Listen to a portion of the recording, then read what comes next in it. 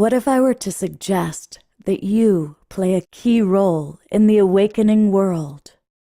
And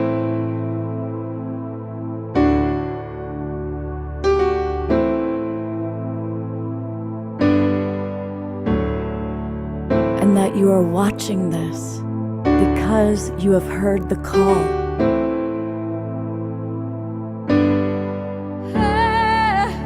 We can start right now by opening our hearts and minds.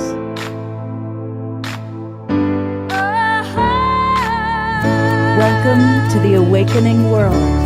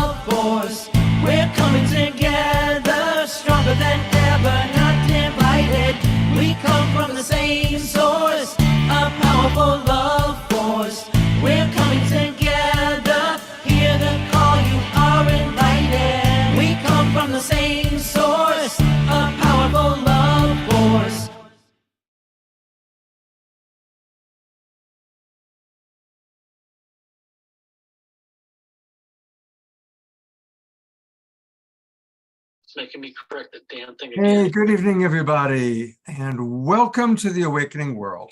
I am your host, Scott Thomas, also known as Love Coach Scott, and we have a beautiful Earth Day show. A reminder to everybody, please keep yourselves muted. I heard a little bit of something going on, and as I came on, and we're going to have kind of a fun show tonight. Of course, every year, this is now our fourth Earth Day show that we've done. And I saw that my good friend Mitchell Rabin, who also does an Earth Day show every year, was putting together a great show with all the people I would want to have on. So I reached out to Mitchell and I said, hey, bro, is there a chance that we could collaborate? And Mitchell, being the wonderful guy that he is, said yes. So I'm going to bring him on right now. This is Mitchell Rabin, and he is the founder and creator of abetterworld.net. And he has been supporting a better world for decades. We have come to the conclusion that we are twins separated at birth with a similar mission to really help raise consciousness through media. And Mitchell, like myself, has been producing events and shows and bringing inspirational new thought leaders to the world for a long time. He did a fabulous show yesterday, and we're going to show some of the wonderful clips of that show tonight, as well as having live appearances by Chief Phil Lane, Destiny Love, and of course, our beautiful beloved brother, Omushar. So we've got a fun show planned. Mitchell, welcome to the Awakening World, your inaugural debut here. Indeed. Thank you, Scott. It's really, truly a pleasure and an honor to be here with you and your audience. Really great. Now, we're going to be asking throughout the show, what does Earth Day really mean to people? And I just want to start with you, Mitchell. What does it mean to you? Earth Day is a chance for us to reflect on who our deepest, largest, highest mother is. And I always say that, Scott, with full respect for my own mother of birth.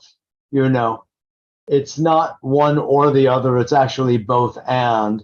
It's a level of micro and macro, and the fact that Mother Earth is also Gaia, as you and I both so deeply agree. It's also Pachamama.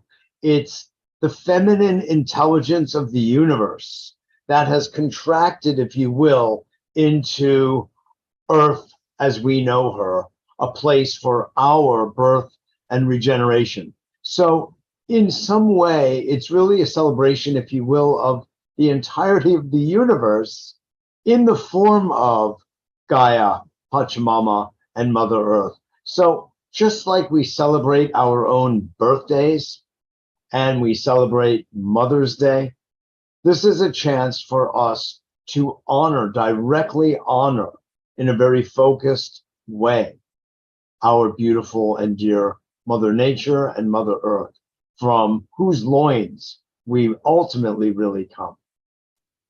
Absolutely. I love you saying that. As a coach, Mitchell, frequently when I'm working with somebody who has mother issues, that a mother that was abusive or neglectful, I always encourage them to remember that that mother is a very simple human being with very Yes. limited capacity. But Mother Earth, Gaia, is vast beyond our imagination. And she blesses us with every breath, the food we eat, the water that we drink. And so if we can take our attention off that human mother that just isn't capable and Mm-hmm. put our attention on receiving from our big mama, then it's a shift. And I've had a lot of clients that's really shifted their life to stop looking to little mom Yes. for it and to really receive from big mom. That's a beautiful way of putting it, Scott. And in alignment with your statements about our being twins on this path, this is yet another example, because I've been a coach and a holistic psychotherapist for decades. And one of the things I feel like it's going to sound funny that I have evolved since the work of Sigmund Freud, even though I was never a Freudian or anything like that. But nonetheless, he plays a very important role in understanding the evolution of psychology and, of course, psychotherapy and psychoanalysis, which are important aspects of understanding human nature. I went from what you're calling the smaller mother to the biological mother to Mother Earth in my work with clients, and say, look, first we've got to get clear, of course, with your love and respect of your own personal mother. But then we have to go to, if I dare say, the impersonal, or rather better, the transpersonal mother, Mother Earth. And what is our relationship with Mother Earth? Do we care for her? Do we abuse her? Do we exploit her? Do we extract from her? Or do we treat her with love and with a regenerative attitude? And that, to me, is a measure of health and a level of healing that really needs to take place. Beautifully stated. Beautifully stated. Well, I was so excited to introduce you. I forgot to do something that I always do. And then we're going to go to Chief Phil Lane in a moment, everybody. But I want to acknowledge all the people watching on Facebook. Mitchell, the Sign Network, John and Summer Raymer, Sure. out to as many as 175 Facebook groups and pages. It's really where we have our big reach. Yes. And, so I'm excited about that. And if you're watching on Facebook, or if you're watching on maybe Alan Steinfeld's YouTube channel or our Global Peace Tribe YouTube channel, that's awesome. And I want to invite all of you to come on in and join the Global Peace Tribe. In fact, I'm going to put on my Global Peace Tribe banner here. There we go. And it's really easy. Just go to globalpeacetribe.com, globalpeacetribe.com, and you can learn all about us, all about what we do, and click the register for the new season button. And that takes you to our registration page. We do 3 or 4 shows every week with amazing guests, wonderful co-hosts, always tackling beautiful topics. For example, this week on Wednesday night, our show is all about humanity awakening. And we collaborated with Portal to Ascension and had amazing presenters sharing their wisdom, homeopathic dosages of their medicine, and always live music. We always have live music. And of course, here's the show that we're doing tonight, our Earth Day show. And our musical artists live with us include Omashar and Destiny Love. And we're also going to see a beautiful video with our beloved Kristen Hoffman. And then tomorrow, it's our monthly community sharing time. Once a month, we have a show, usually on a Sunday, where we really share with our audience. And I do have some special things planned for tomorrow. So come and join us. Also, what the best part about joining the Global Peace Tribe is you get the links to all of our shows for the next 3 months. And then you can come on into the Zoom room, and that's where it's happening.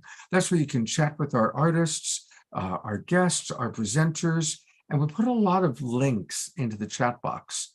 And it's helpful. And that's how you get the links to follow up on all the things you're going to learn about tonight. So please join the Global Peace Tribe. It's now my honor, Mitchell, to bring on somebody I know you and I both love very much, Hereditary Chief Phil Lane Jr. And I'll read a little bit of his bio, but then Mitchell, I'd love to hear your experience of Phil, because I know you've, like myself, you've worked with him for years. Most of our audience knows him, but for anybody new, he is a beloved member of our international community. He has extensive experience in his own cultural traditions, and he's an award-winning author and film producer. He's received national and international recognition for his tireless work in promoting freedom and justice for Indigenous peoples. He travels all over the world, and he truly brings together the eagle and the condor, the North and the South, the white and the red. He is dedicated to focusing on healing the root causes of racism and oppression. He's a beautiful man and a beloved brother. And welcome, Chief Phil, to our Earth Day show. Thank you, thank you, thank you. And I want to just extend my warm and heartfelt love and greetings to our beloved, all our beloved members of our human family. And I want to do that from the sacred lands, the Semiahmoo First Nation, unsurrendered, unceded, of the Salish Nation.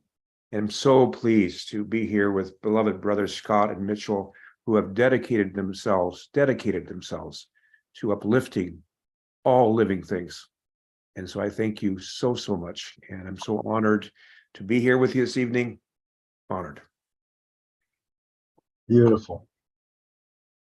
Thank you so much, Phil.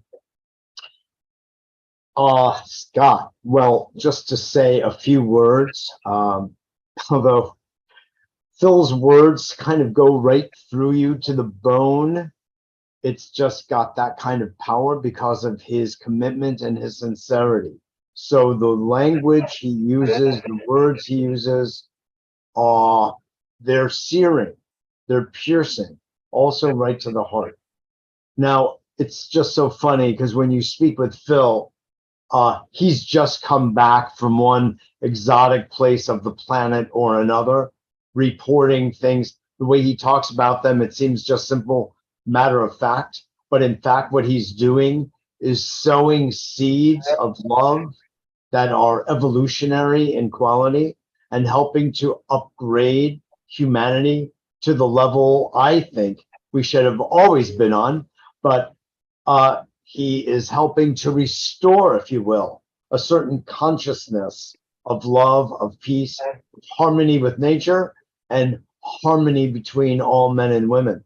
And for instance, just before the show began, Phil made a passing reference to being at the Yucatan and the Eagle and the Condor event conference that I just kind of heard a little bit of. And think about the profundity of that little comment. He's bringing together, the South and the North and uniting the energy fields of these as have been prophesied for so many years. And he is one of those beings on the planet today who is executing, who is implementing and manifesting that ancient prophecy. And he's just one of our friends, he's one of our brothers. And yet there he goes, changing the world right before our very eyes. That's how I feel about Phil Lane.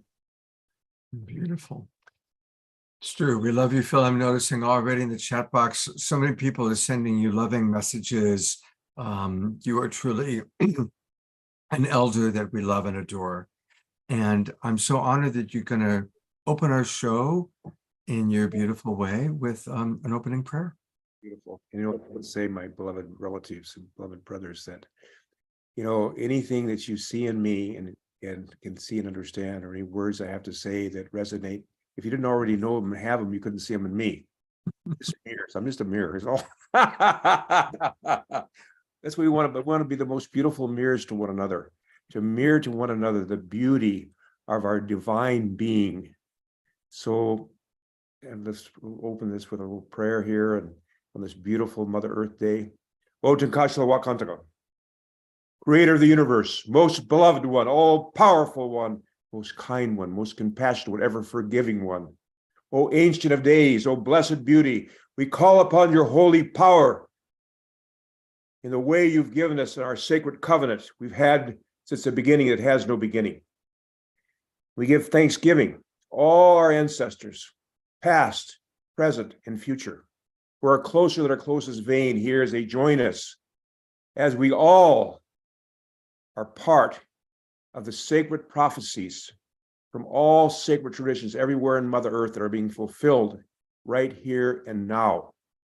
And we are together in the birth canal. And we pray the depths of our souls that as these next contractions come forward, that we might humble ourselves like the willow. And as these winds of change that are traumatically changing our human family can pass over us and our beloved ones and our human family with great grace and love. And Tenkashla Wakantaka, today on this beloved day of our Mother Earth, let us remember her representatives who walk in our living, walking representations, womankind. And may, Creator of all good things, may we truly understand the spiritual reality that the condor, the hummingbird, the quetzal, the eagle have two wings. One is man and one is woman. And until in this physical world of time and space, both wings of this eagle have equal power, respect, and honor, the eagle of humanity will not fly to its promised destiny, in which we will enter now as we are, our spiritual adulthood. And Tenkashla Wakantaka, we ask all those tribes in the nations of the East from where comes the red sunrise. We give thanksgiving to all those relatives, and we invite them here, those in the spiritual world, unseen world, the seen world, to be with us this night as we celebrate our mother, all our mothers, our Mother Earth, and those mothers who delivered us from the womb world to this womb world, the spiritual worlds beyond. In Tenkashla Wakantaka, we call upon all the tribes of the nations of the South, from where comes new life. We give thanksgiving this beautiful day to see the awakening that's happening of our global peace tribe and all human beings who are beginning, as prophesied, to awaken to this beloved day, the day that shall not be followed by night. In Tenkashla Wakantaka, we call upon all the tribes and nations of the West from where comes thunder, lightning, and rain, and ask that thunder, lightning, and rain might awaken our hearts and minds and free us from attachments to this material world. We might truly walk with the Spirit, hear with the Spirit, see with the Spirit, speak with the Spirit, and be one together as one human family, as we were from the very, very beginning that has no beginning. In Tenkashla Wakantaka, we call upon all the tribes and nations of the North, from where comes the purifying north winds, to come together in unity and harmony. We give thanksgiving for all those in the sacred circle of life, all life, and all members of our human family, for continuing on this path. No matter what tests and difficulties we have, we humble ourselves and know outwardly they may seem like fire and vengeance, but inwardly they're truly purifying water. And Tenkashla Wakantaka, we humble ourselves before Father Sky. We ask, Creator, that we understand that the overabundance of masculine qualities, called differently in different cultures of what's masculine and feminine, but those qualities that we all have as human beings, that those qualities we call masculine and have taken us to this place of great sorrow, war, and all kinds of things that are hurting our children, our grandchildren, our future generations. So we ask humbly that for forgiveness. And we step back. We step back so the feminine quality of this world womankind might arise as prophesied as they are now, for they shall be the leaders and are the leaders. They're helping us all to realize peace on earth through unifying our human family. And to Kasha Wakantaga, he says, ask blessings to all the relatives, all those beloved relatives who are suffering right now. Just as we pray here every second, many members of our human family, children, others, literally are starving to death without water, without food. We pray for those. We pray for those who are in penitentiaries, those children on the street whose hearts are broken.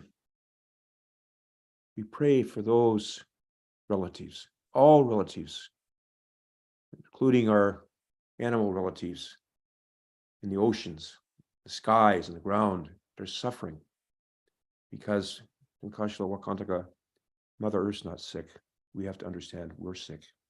And the only way for that healing creator is help us, please, we ask with all our soul.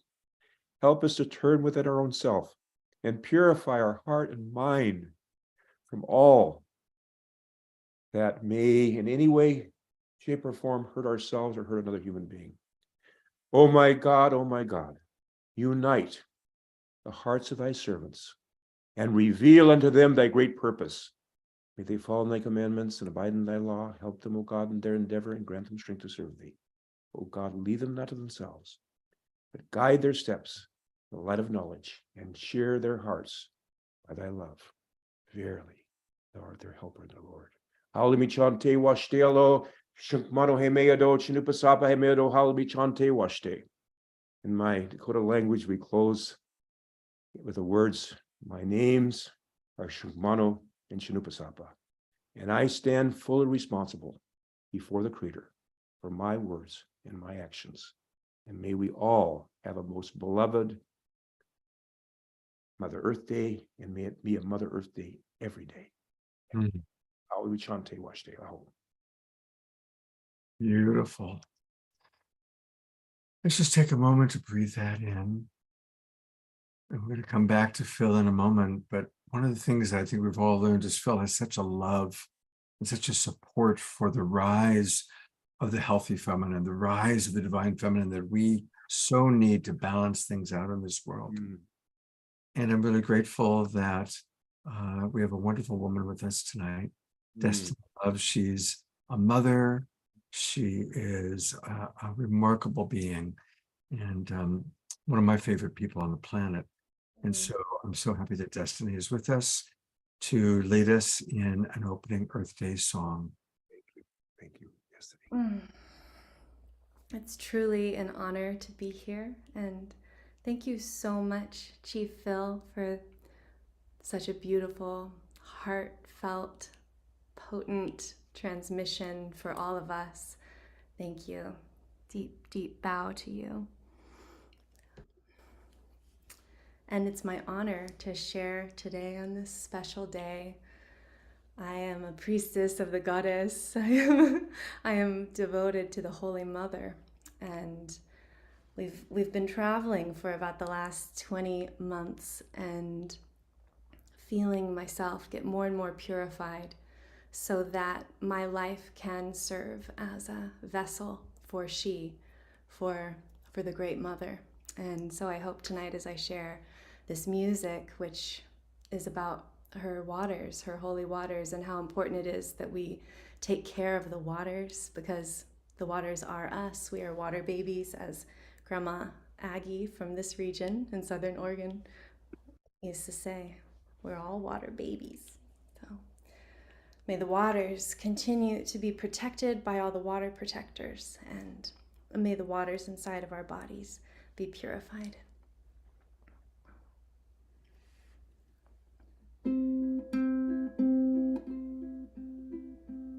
Let the waters be my guide.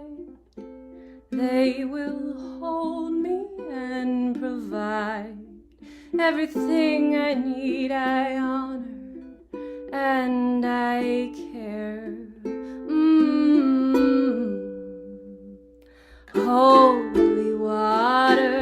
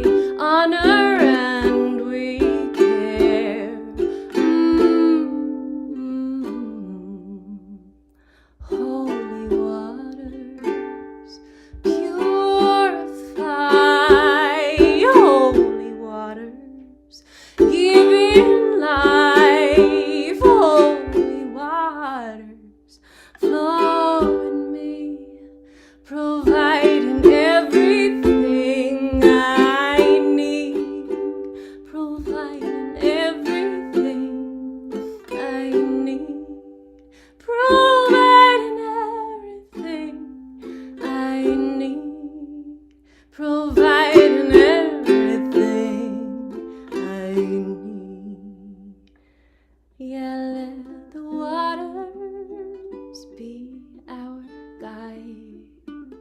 She will hold us and provide everything we need if we honor and we care. Holy Mother, purify. Holy Mother, giving life. Holy Mother, flow in me, providing everything I need, providing everything I need, providing everything I need, providing everything we need.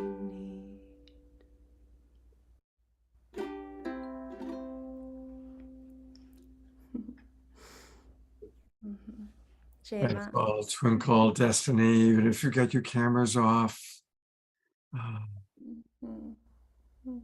That's such a perfect opening song, Destiny, because when we tune into our beloved Mother Earth Gaia, she does provide everything.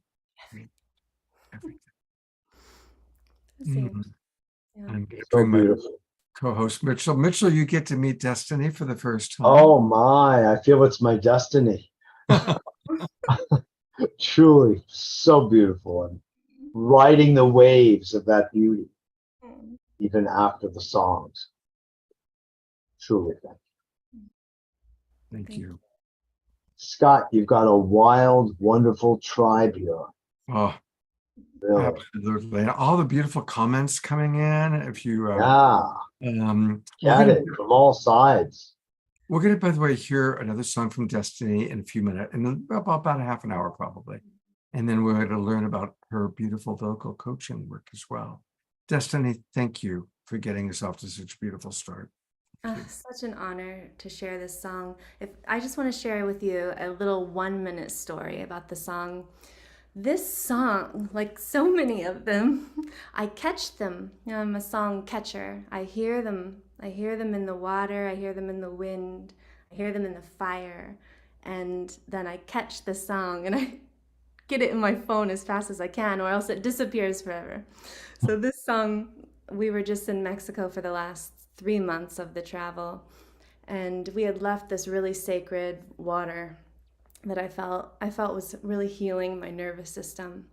And we left and we were thinking about maybe going back, and as I was meditating on that, this song came in, and it felt like it came from these holy waters in Mexico as a way to say, yes, come back, follow the waters, follow when you feel rejuvenated, where people are taking care of the water, and continue to follow that path of leaning into what you value as your life choice, you know? And if we can all really start taking steps towards what we value and know that we are that powerful in our own life choices. And I'll speak more when we talk later, but that's a little seed. And thank you so much for hearing me. Thank you for listening. You know, thank you for choosing to listen and catch those songs. You know, that's really, really beautiful. And it takes the combination of listening and then giving it voice, and then sharing it with us. What a gift. What a gift. It's a miracle, right? It's such a miracle we can meet in this way from all over, and that we're doing this really actually creates such a ripple of benefit. So thank you, Scott, for bringing us all together. You know, there's a question, Laura is asking you where the beautiful waters were in Mexico. So we were on the Bacalar Lagoon, but we were in a really small rural town called Xulha, and like totally Mayan. But next door is one of Mexico's, I think they have 8 Pueblo Mágicos, magical towns. Bacalar is one of them because of this like 25-mile long living water cenote. And it has like 8 colors of blue, and you can see all the way down, and the waters are called living waters because they're alive, they're mineralized, and there's also these creatures in it that's kind of like a freshwater coral that put out this ozone and keep the water like crystal pure. Really magical place. We were there for 2 months on that one spot, just totally intending to heal our nervous systems through this living water, and it really works. I'll be taking a group back there in December. We can talk more about that later, but yes, it's in Bacalar is where it is, and it's truly a magical place, as so many holy waters are. And so I encourage everyone listening tonight to really bond with the waters in your region and get to know your local waters, the springs that are around you, the rivers. Go to them, touch them, make flower offerings, and together we can keep raising the frequency of water, which is what we're all made of. So it's pretty miraculous. Thank you so much for that reminder. Thank you. And we'll have more Destiny later on in the show. I'm going to bring Mitchell back on, and we're going to bring back on Chief Phil Lane. Phil, I see that you put a document in and people are already commenting on it, but share with us more. You are always, like Mitchell said, you're always doing amazing things all around the world. What's the latest report, Phil? What can you share with us? Well, many people have heard of the prophecy of the reunion of the condor and eagle.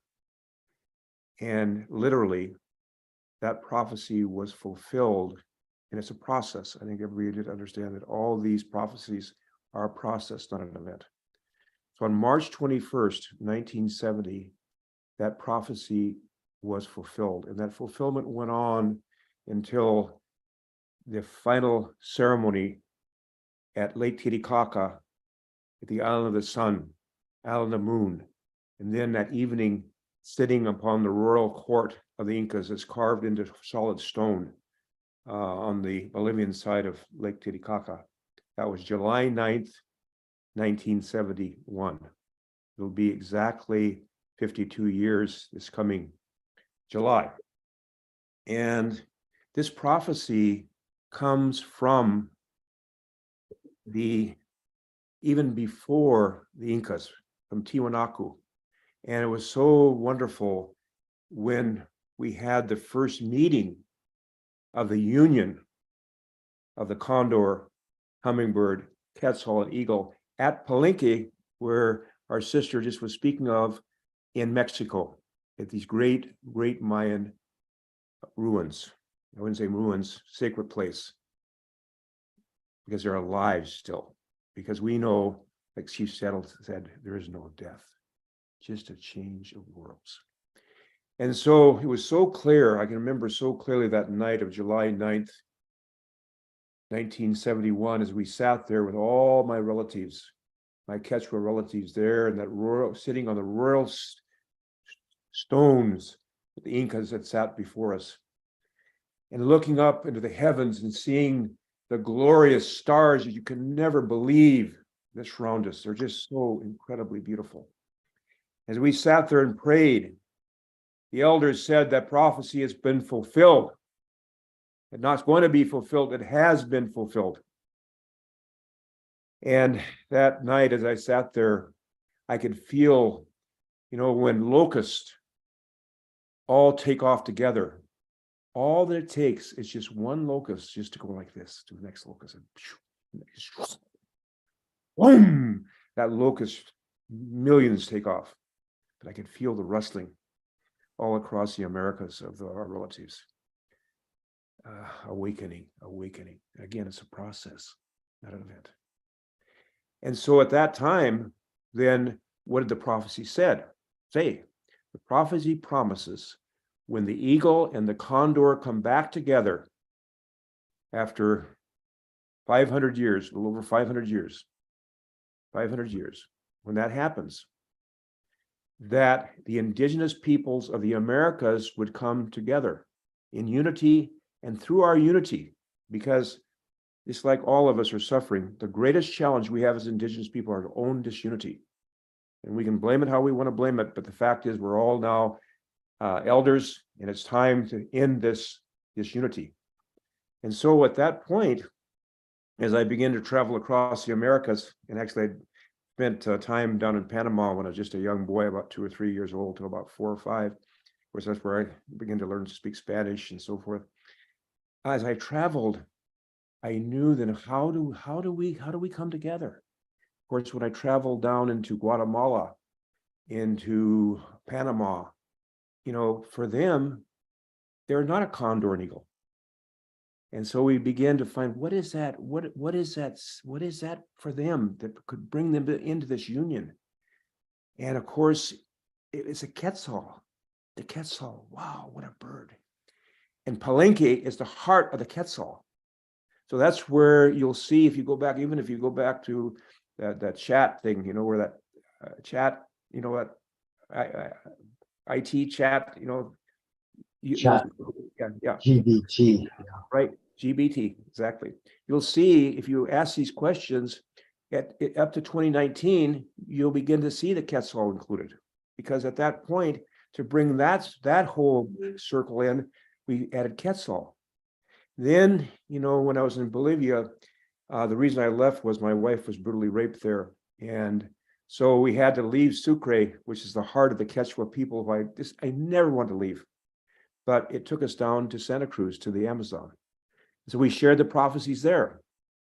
And it's a long stories, many stories there, but they're spread there. And so when we began in 2020, we began to really communicate with those relatives in the Amazon, because in the Amazon is the pharmacy of the world, literally. And also in Chiapas, in those areas, they're the pharmacy, not just the plant medicines, psychoactive plant medicines people are really getting into, that really come from our indigenous relatives. There's only a few that don't come out of the Americas. But about the medicines for healing diabetes, cancer, you name it, it's there. And I think that's, anyway. So then it became clear, theirs was the hummingbird. Now remember, the prophecy of the reunion of the condor and eagle was fulfilled on July 9th completely, 1971. Will be exactly 52 years coming up this July 9th. It was 52 years. Again, it's so strange how we're in Palenque, because everything there is done in 52-year cycles. We completed one cycle. So the hummingbird came in. That's why the prophecy that was fulfilled, in fact, it was fulfilled, I can tell you exactly the date, fulfilled on June 20th at 4:44 p.m. PDT, while Kristen Hoffman was singing. Doja Kristen Hoffman was singing, literally. And it was such a powerful spiritual impulse that moved across the world. Many indigenous people who had no access or had no idea what was happening, because at that point we shared, and that footage is there. This happened. They felt it. They knew it. It happened. And so what happened is that through a dear brother who has been so supportive to us, said, let's go down. He wanted to go to the Amazon. I said, let's go to Palenque, because our sister Adriana Alvarez, our sister Edna Fleury, Sister Joan Henry, they had been down there preparing the way. And they were having their 4th equinox ceremony on March 21st. And so in just a short time, a little over a month, the word went out across the Americas. And we're going to have, because that's where we have elected, literally, the first council of the union of the condor, hummingbird, quetzal, and eagle. And so people came from Slovenia. They came from the Hague Center, came to witness these elections. We had relatives coming from the whole delegation came from Ireland. The Irish came, because they're indigenous people and they're really realizing it. The Irish went through every bit as much of our indigenous people went through here. And we want to understand that we all have gone through suffering, all of us, and it's time to let that go. So sure enough, we came together. Whoa, we have some beautiful ceremonies at La Ventana. And we danced. And we danced with those pyramids on March 21st. And that evening, March 21st, we gathered together where we were all staying. And we elected the first council, 13 members. It's very strange. Again, 52 years in the Mayan calendar, the cycle 13 is 13 months or year, and with 13 cycles in a year, 13 members, and the leadership, our co-chairs, one woman and one man. And by the way, the electoral process is something which, by the way, I shared some of these documents. You'll see if you look at them. We're now in process of draft of kind of adding different things and so forth. And you'll soon see there'll be most of them are in Spanish now, but they're going to be within the next 2 weeks. They'll be in Spanish, Portuguese, English, and French. And so it's kind of so what does that mean? What it means is that those representatives who came and the spiritual leaders who stood behind us, even though we didn't have the resource to bring them, which we plan on, by the way, this will happen every year now, at the same time in Palenque for the next 3 years. It'll be a 4-year cycle. Together, there came representation from nation states, colonial nation states, in which there lives over 50 million indigenous people, 50 million. And we're now in the process of building the digital backbone Indigenet, which will, it's completely, how do I say it? Nobody owns this network. Everybody has their own sovereign identity within it. Communities have within their sovereign identity to literally build the alternative. Because our elders told us this: stand in your strength, stand in your spiritual strength, move the positive alternative you wish to create without giving away your energy fighting the negative. And that's what we see. We are, and by the way, the union is not just, and of course, the fulfillment was the indigenous people of the Americas, or people with background, but this union, obviously, in terms of those who agree with what I've shared here, the guiding principles that took us from literally 1982 to 1985, through consultation with thousands of indigenous peoples and others, gave the foundation, our 16 guiding principles. Because what the elders said was, this universe we live in is organized according to certain natural, physical, and spiritual laws. They said the physical laws are easy to understand. You jump off a 10-story building on your head, you're going to get a headache. You drink a glass of arsenic, you get a stomachache. Drive 100 miles an hour into a concrete wall, you're going to get smashed up. Those bind all of us. The foundation of those are the spiritual laws.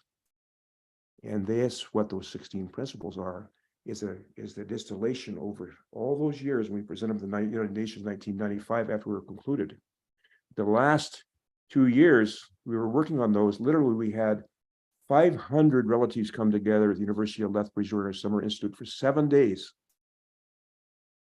to conclude these 16 guiding principles, which, by the way, are the foundation of Compassion Games. Another document we like to see, Digital Fourth Way, which is there. So I guess where we're at now is this: that while with great sadness we see the world literally collapsing, because whether it's capitalism or communism or what do you want to call it, if it's not built on a spiritual foundation, it's destined to collapse. Mm-hmm. Destined. There's no way around it. So as we see around us, the economic conditions, literally, I mean, how in the world, you can't have these banks all over the world keep printing money upon money upon money upon money, which is happening. So the economic challenges. We can see that this unity of adversarial partisan politics is just ripping us apart, ripping families apart. We can see, how people are manipulating the news. People are saying, what can I believe? So we need not if you choose to engage in tearing it down. I mean, it's going down anyway. To pray for those relatives to come over and join us as we build the alternative that's based on the understanding of the prior unity and oneness of a human family. We're intimately related to all things, and the hurt of one is the hurt of all, and the honor, the healing, and upliftment of one is the honor, healing, upliftment of all. And so that's where we're at. The union has been formed. Literally, again, embryonically, we've connected all the digital networks of indigenous people across the Americas and are beginning to bring that all together. And the last thing I'm going to share is these all are in prophecies all across the Americas. In 1975, I went with, at that time when I had black curly hair, was about 2 inches taller. My plumbing worked just fine, the whole works. But the whole group of us, my dear brother Lee Brown, so many, Phil Lucas, others, we traveled to see these elders. And so we heard about these two elders, Eddie Belrose and Abe Burnstick, two Crees, came down from Saskatchewan to a place called the Sweat House Lodge outside of Corvallis, Oregon. It's the first time we used the Nikaka, or the Sweat Lodge, to renew a new breath of life, to help heal from alcoholism. And we heard these prophecies, and we came and listened to them. And to ensure we understood where they came from, Abe Burnstick would only speak in Cree. And then Eddie would translate for us. Then they said something which has something to do right here with what's happening. They said, in essence, someday you young men are going to see the everywhere spirit made physically manifest on the earth. And when that day comes, you're going to be able to look before you and see and talk to people on the other side of Mother Earth. Anything that's been covered up and hidden away will be uncovered. And they went on, and they described in detail the internet. Of course, we didn't understand what it was in 1975. But as soon as even though I still type with one finger because I was so foolish to believe that somehow women are the ones that do the typing, because my mother used to type for my dad on typewriters. And so anyway, so stupid we can be. But now, as soon as I saw that, I said, that's it. That's a key. And here we are, doing exactly what Eddie Belrose and Abe Burnstick said in 1975. As clear as this. Here we are, looking at each other from other sides of Mother Earth. I see these relatives visiting from many different places. Last thing comment I would make. Somebody mentioned dandelions on the chat. A sister did. It's so strange. When I came into with my wife, we'd been out getting a few things, and we came in our neighborhood and was out there picking up dandelions. And of course, I remember being told when I was younger that all those dandelions are going to make your lawn not good. And my wife, of course, who's grown up truly in the natural world, the jungle, she said, Phil, no. She said, because it was a friend from another cultural perspective, they're taking that for medicine. That's medicine, Phil. Those dandelions are medicine. And here I come and look at the chat, and they're medicine. We're surrounded with medicine. So that's just kind of a little update on terms of the prophecy that began and fulfilled in 1971 and 72, the reunion of the Condor and Eagle, and now in the addition of the Quetzal, because they don't have eagles and condors. So how do they relate? And then the Amazon, the hummingbird, that brought the perfect balance. So that's what. Thank you so much, Scott. I never had a chance to really share this like this before. Oh my God, it's so beautiful and so perfect on Earth Day at a time that it's very inspiring, Phil. And kind of I want to read a couple comments before you go from the audience.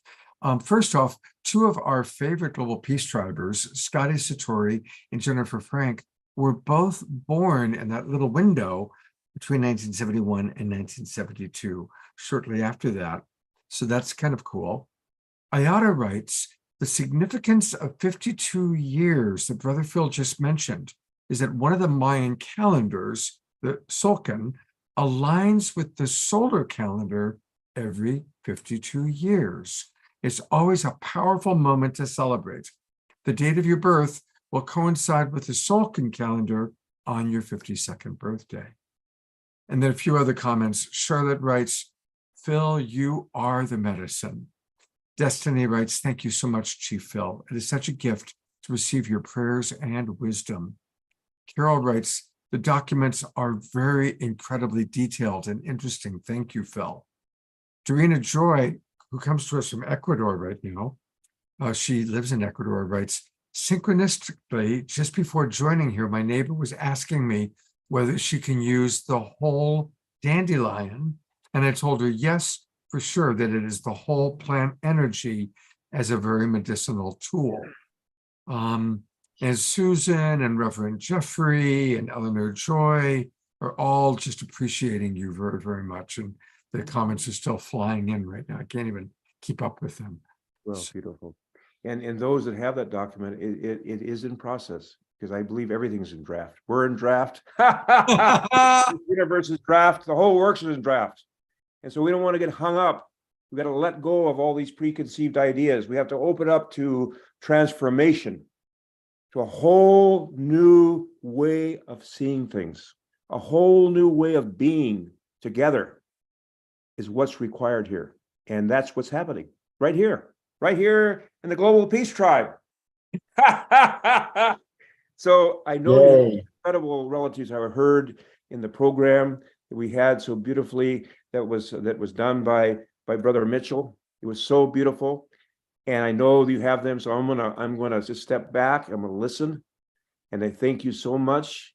And please, anybody who wants to know more about this, I'll put my email in there, and please send me an email. I'll pass it on to our team. We have quite a circle coming together, and just love everybody. I think that, really, we're not these earth suits. I think that's so important to understand. We're not these earth suits. Our soul has no gender, has no ethnicity, has no race, has no class. Our soul is a reflection of the oneness of God, the oneness of the Great Spirit, Wakantaka. What do you want to say? So we're something way beyond this thing. Thank God. Because like my dad told me, he said, son, you just wear out. I love your laugh. I know everybody loves your laugh. One more time, this is the document. We put it into the chat box, but this is the document that is really worth really studying it, really tune into it. And this is the ongoing developing document, just as Chief Phil just said, we're all in process. It's back in the chat box. For those of you on Facebook, come join the Global Peace Tribe so you can get those links. And Chief Phil, we love you so much. Thank you for joining. Beautiful, Phil. Have a beautiful. Thanks so much, brother. God bless you all. And Tiny Tim too. Mitchell, I would like to invite you to introduce our next speaker. Now, he was, of course, this is a video recording from yesterday. So tell us about one. I loved what he had to say. Introduce him for our audience. Yeah, sure. I originally heard Dar Jamal be interviewed on Democracy's Now! Amy Goodman, Scott, actually, a number of years ago at this point, and I was impressed with his courage as a journalist going to Iraq to be an unembedded journalist.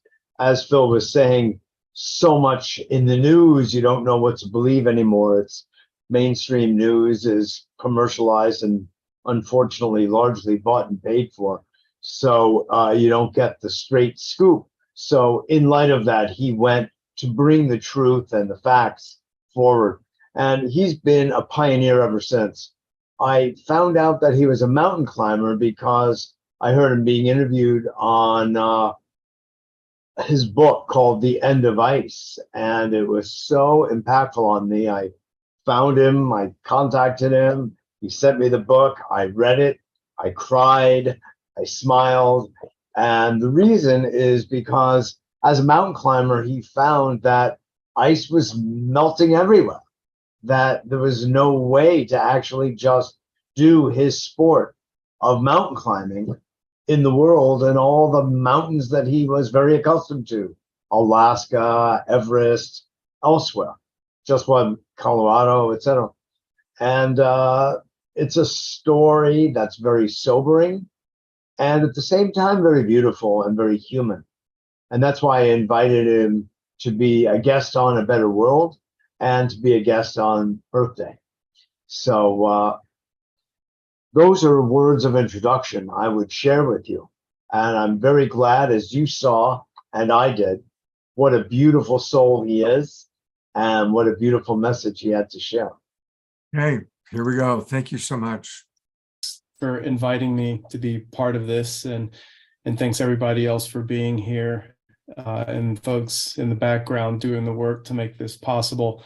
And thank you very much, Chief, for the opening blessing. I feel like largely what I can contribute today is if I do a good job, it's at least a little bit of a continuation of what the energy that Chief put out there for us to start this. So to your question, the book, the climate book that I wrote was inspired exactly as you said. I was living in Alaska and watching these very, very dramatic changes happening to glaciers and places I was frequenting over the years, and just watching things change in very, very rapid fashion. And that was a major alarm bell for me. And really that's what led to my years and years later. It was, from when I first started seeing those changes, it was literally 20 years later that I started working on the climate book. And that was after about 10 years of climate reporting. And it really was born of having a deep love for these places that I was getting to go to, and the importance of those places to me, in watching them change and sometimes disappear completely in the case of glaciers, and the ecosystems that rely on those. And so it was a book really born of ultimately love for the earth, but also frustration about what was happening, and trying to bring this into greater awareness of people of how dire the problem is and how dire the situation is that we are in, which I'm sure most people watching this are acutely aware of that at this point. And since the book came out, I was very worried when the book came out that maybe it was a bit too far, because I cited a whole lot of worst case scenarios.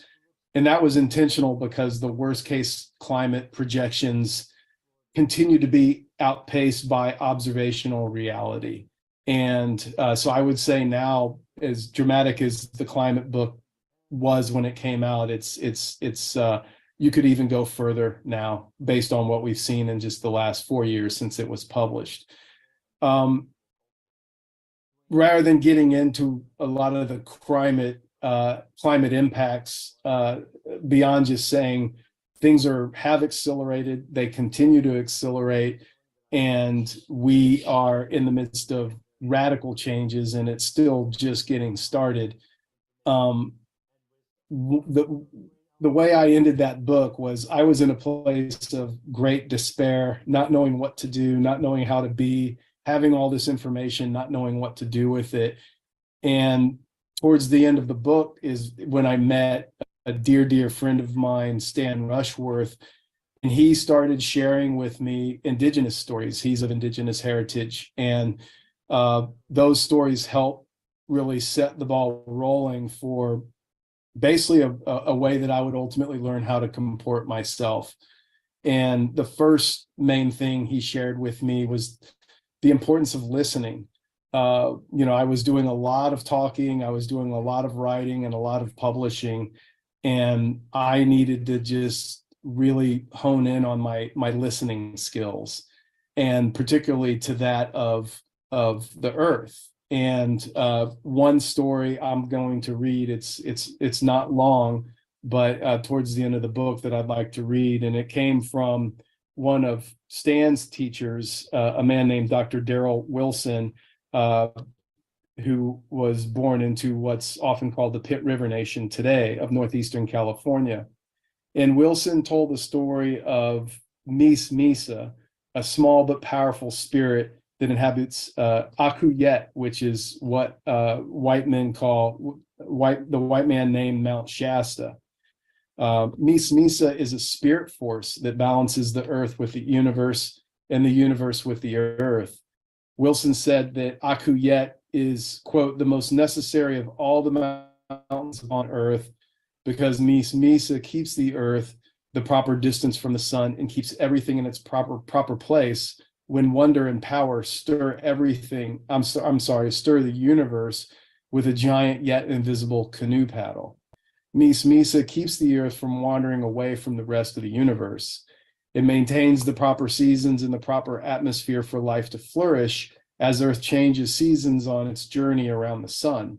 The mountain, the story tells us, must be worshiped because Mies Misa dwells deep within it.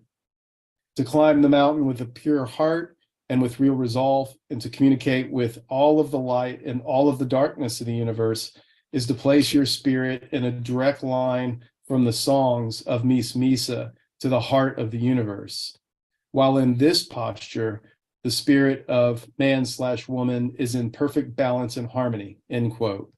For as long as Mies Misa's instructions are followed with sincerity, society will be sustained. Its inhabitants will survive for the long term.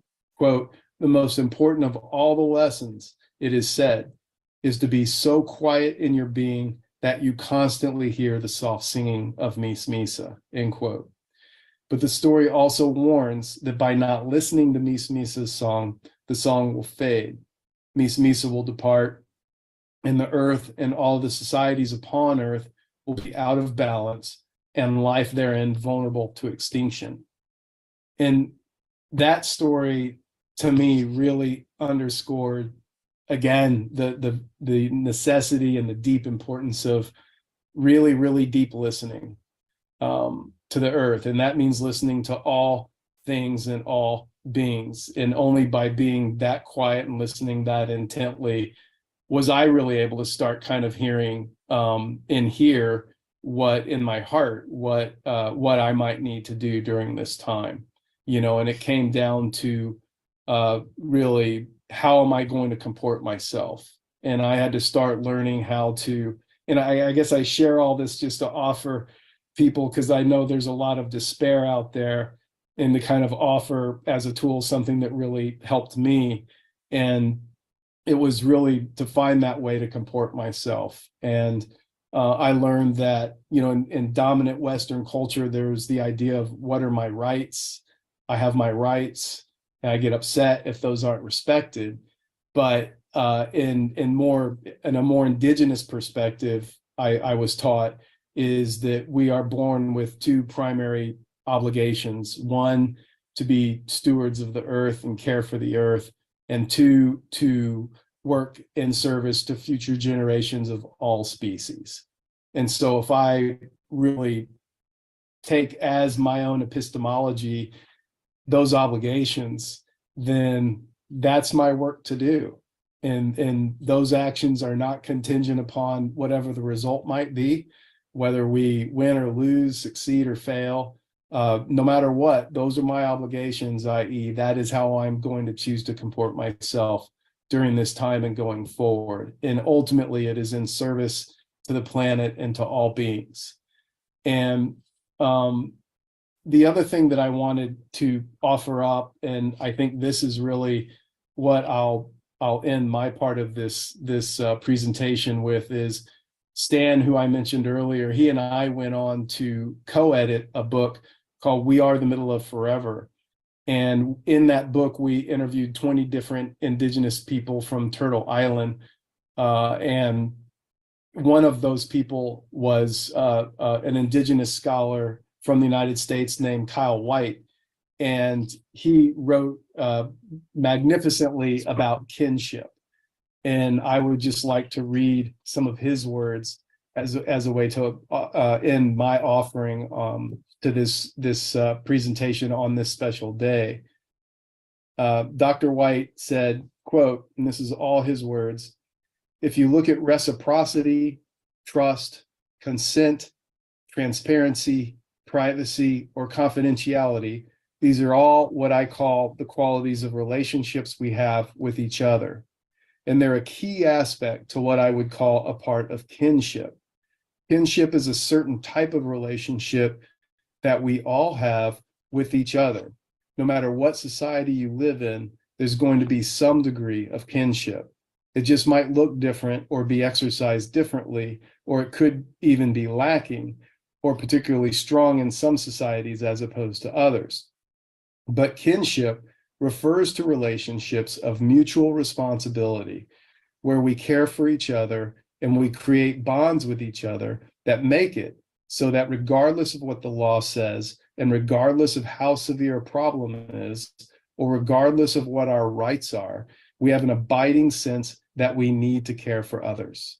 We need to be responsible for each other. And that's not just confined to the human-to-human context, but depending on the culture, to all living beings and non-living entities and systems.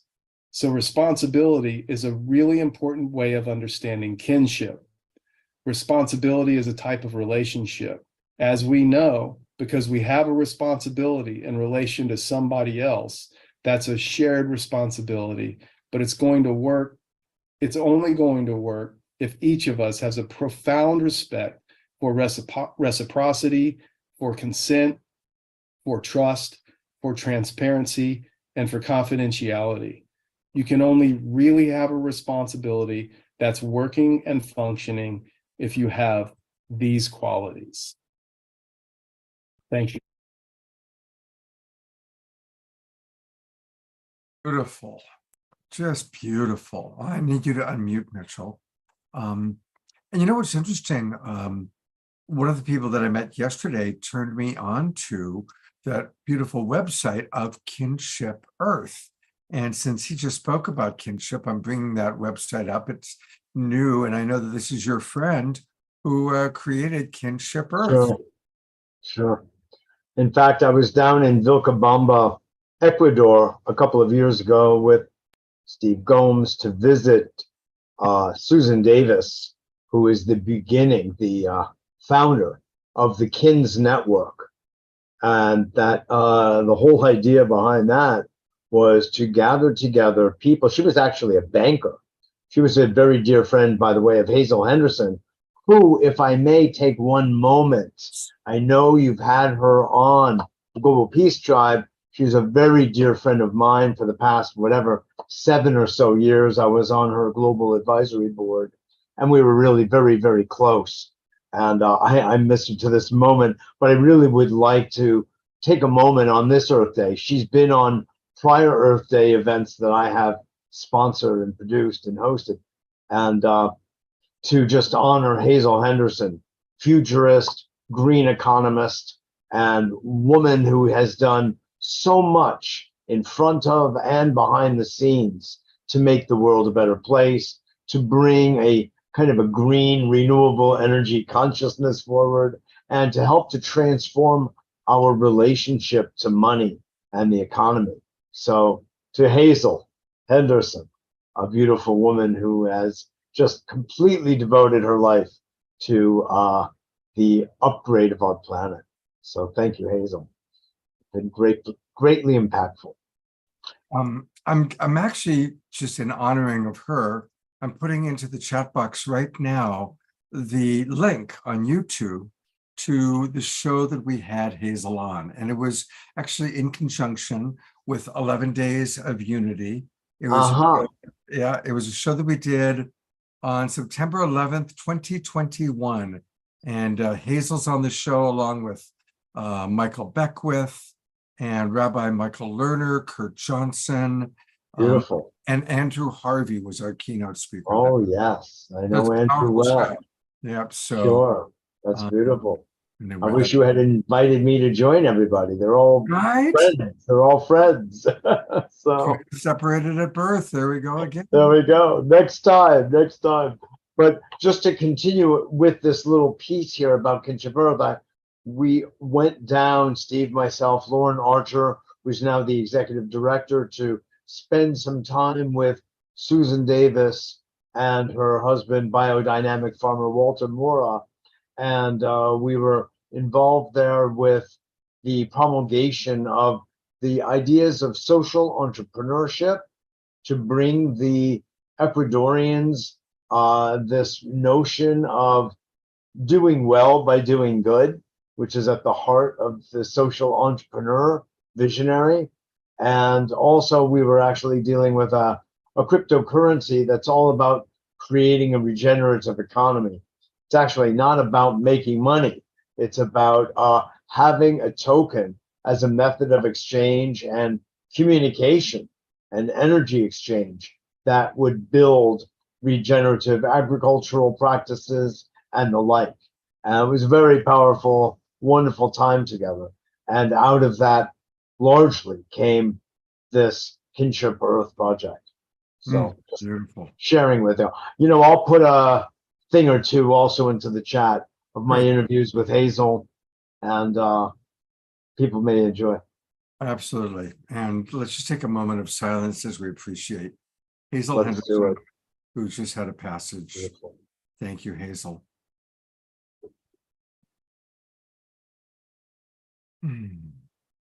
It's time for some more music, and we're going to go to our beloved songstress who has plucked another song from the sky or from the earth. Where did this song come from, Destiny? This one actually came straight from a dream, which is pretty rare. It's now only happened twice. And it's happened more that there's been songs, but that I've been able to get it down in time. So this one came from a dream, and it felt like a really powerful message from the mother of us all. So listen and receive the poem from the dream time, which is, you know, if we tune into the bigger dream of us, of humanity, what our bigger dream is, our shared dream is rising up together, is a world where we're all mutually benefiting, where there's reciprocity, sacred reciprocity, where our hearts are open and we're living in synergistic ways with in balance with the elements and with the earth. So this song is about being able to bend with these times, and that even though sometimes and might feel like it's breaking us, but just to let it break us open into even closer to why we came here, which is to bring a great wave of healing and awakening. So.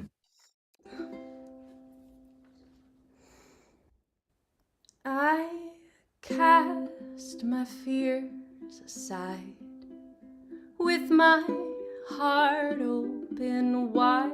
I will not break, and if I do, I will be mended.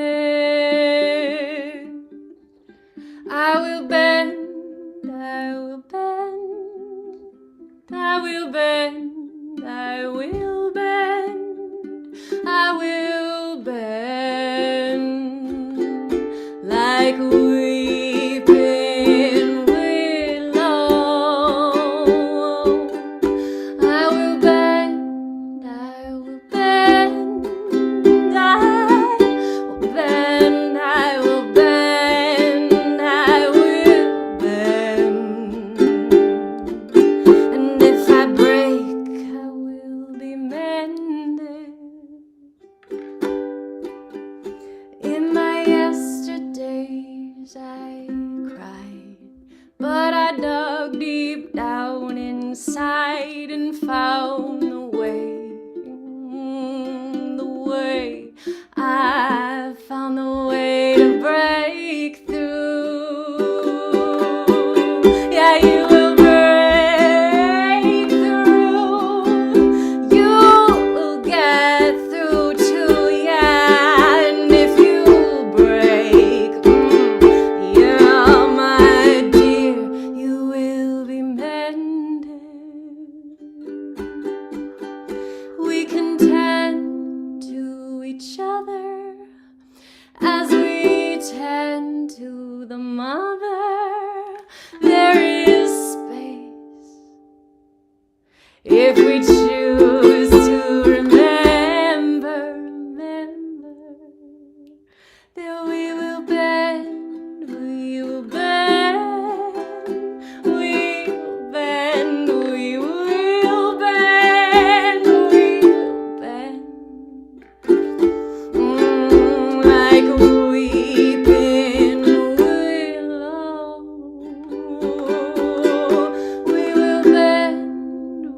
will bend, we will bend, we will bend, we will bend.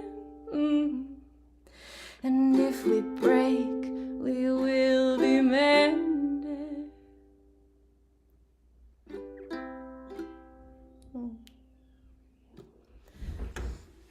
Gina.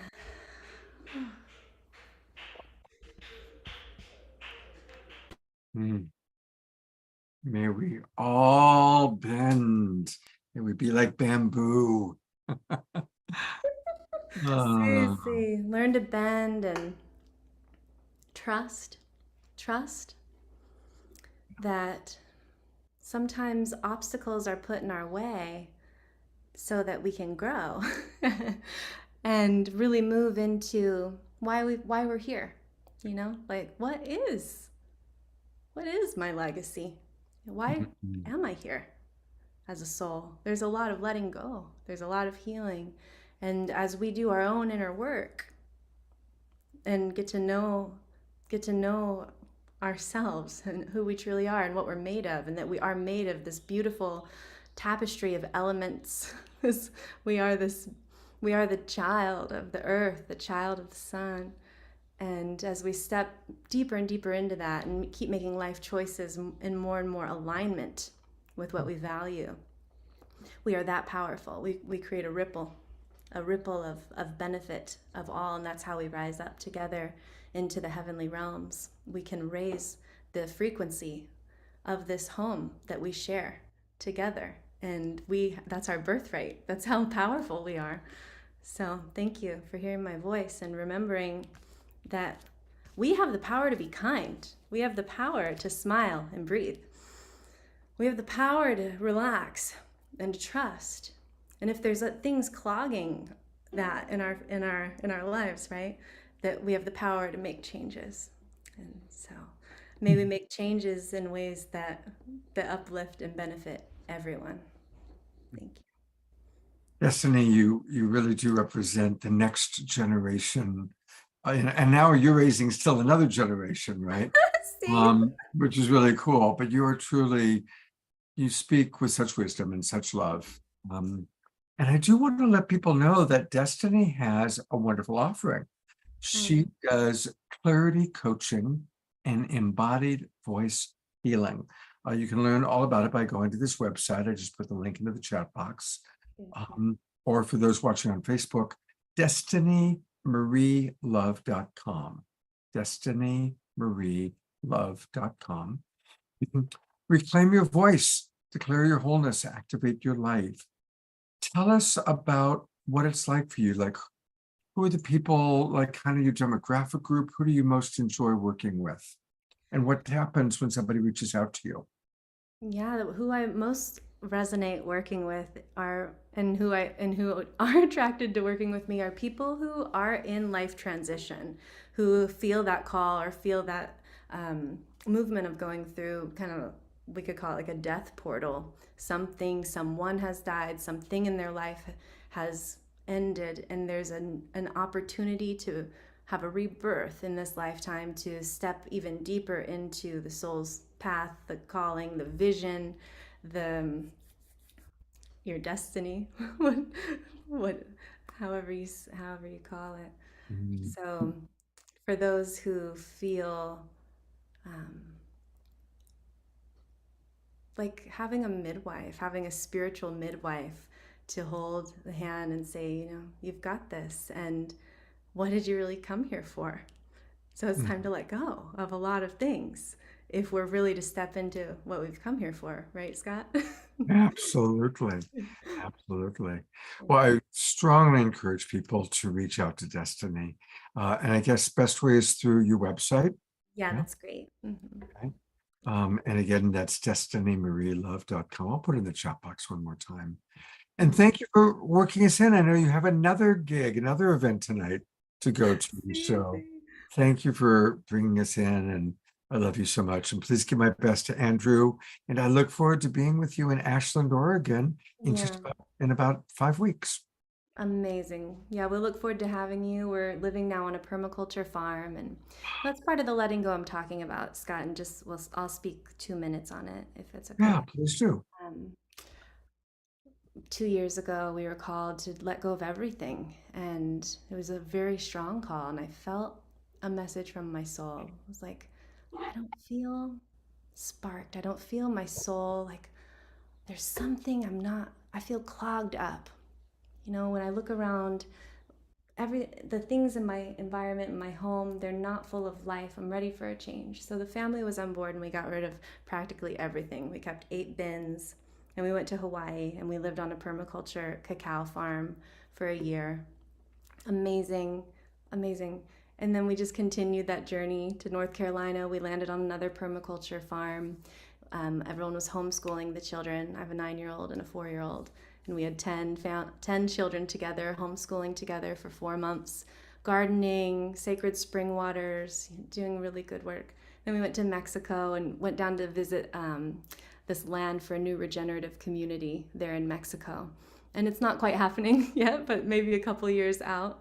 And now we were called back to Ashland, again on another permaculture property where there's eco building happening and people really masters of how to grow food and how to catch energy, catch energy from the sun, catch energy from the water. Life is so abundant. The mother of us all is providing everything. If we can just tap into our creativity, use our brains and stop being so reliant on easy convenience, because it actually deadens us, We have to get out there, plant some food, take some action. It's simple, put some seeds in the ground. Say thank you to the water source, find out what your water source is, take care of it. And that's my spiel. It's a great spiel. And it's why I wanted you to be on Earth Day, because you are really living, you represent the future. You are living spirit guided, you are raising children, you are, planting, you're in the earth. And that is really where we all need to go. So it's beautiful. And you're in Ashland, where the Twin Ray are, who are 2 of our favorite spiritual teachers. So Ashland is definitely one of the places on my list of probable next locations. So I'm so excited to see you in a couple weeks, Scott. I And look forward to. and just want to piggyback on that one more thing is not everyone's going to be living on a permaculture farm and let go of everything and but you find your way. It's like following a golden string. It just brings us closer and closer. Each choice we make, is this choice in alignment with the greater good of all? Thank you. Thank you for being a wonderful example of next generation, and give my love to Andrew. Okay. Thank you. Love you. Thank you. Love you. Well, Mitchell, we go from youth, she really represents the next generation. And now we go to one of the great elders of the environmental movement, our wonderful friend, Dwayne Elger. And I was with Dwayne at the Holy Movement Conference. And I need you to unmute, Mitchell, and share with us a little bit about beautiful, beloved brother, Dwayne Elgin. I heard it was you, Dwayne, and your dog. Yes. Dwayne Interesting trio. with Jasmine Bear. I'll pull up maybe photos during his talk. Yes, yes. They spent so much time together, and he lets her lick her, and they had a love affair. It was very beautiful. That's beautiful. That's an expression of Dwayne's multifaceted heart. Yeah, a big heart. Taste, right? So wise. So I've got it queued up. Just tell us. Sure. Introduce it, and then I'll play when you say play. Sure. Okay. Dwayne and I met a number of years ago. We are also since then members with you in the Evolutionary Leader Circle. I interviewed Dwayne originally in his living room in Sebastopol, frankly, for his book, The Living Universe. And he's such a beautiful soul. He's so full of stories about the media, about the environment, about doing good. He was one of the founders, if not the founder, of the voluntary simplicity movement, which most people don't even know about, but that started in the 1970s, where it was sort of a plea, an invitation to people saying, hey, do you really need all these things? Or as George Carlin would refer to it as all this stuff. And we go out and we get a house just to put in our stuff, and we live and travel with our stuff. Well, Dwayne was onto that long before that little talk about spiel. And he's been on that path ever since of things that we can do to properly affect, be proper with ourselves, in our lives, in alignment with Earth, with each other. And so as a result, Dwayne is one of the great teachers of our time. He won an award called the Goi Award in Japan for his high-level work. He's the author of numerous books.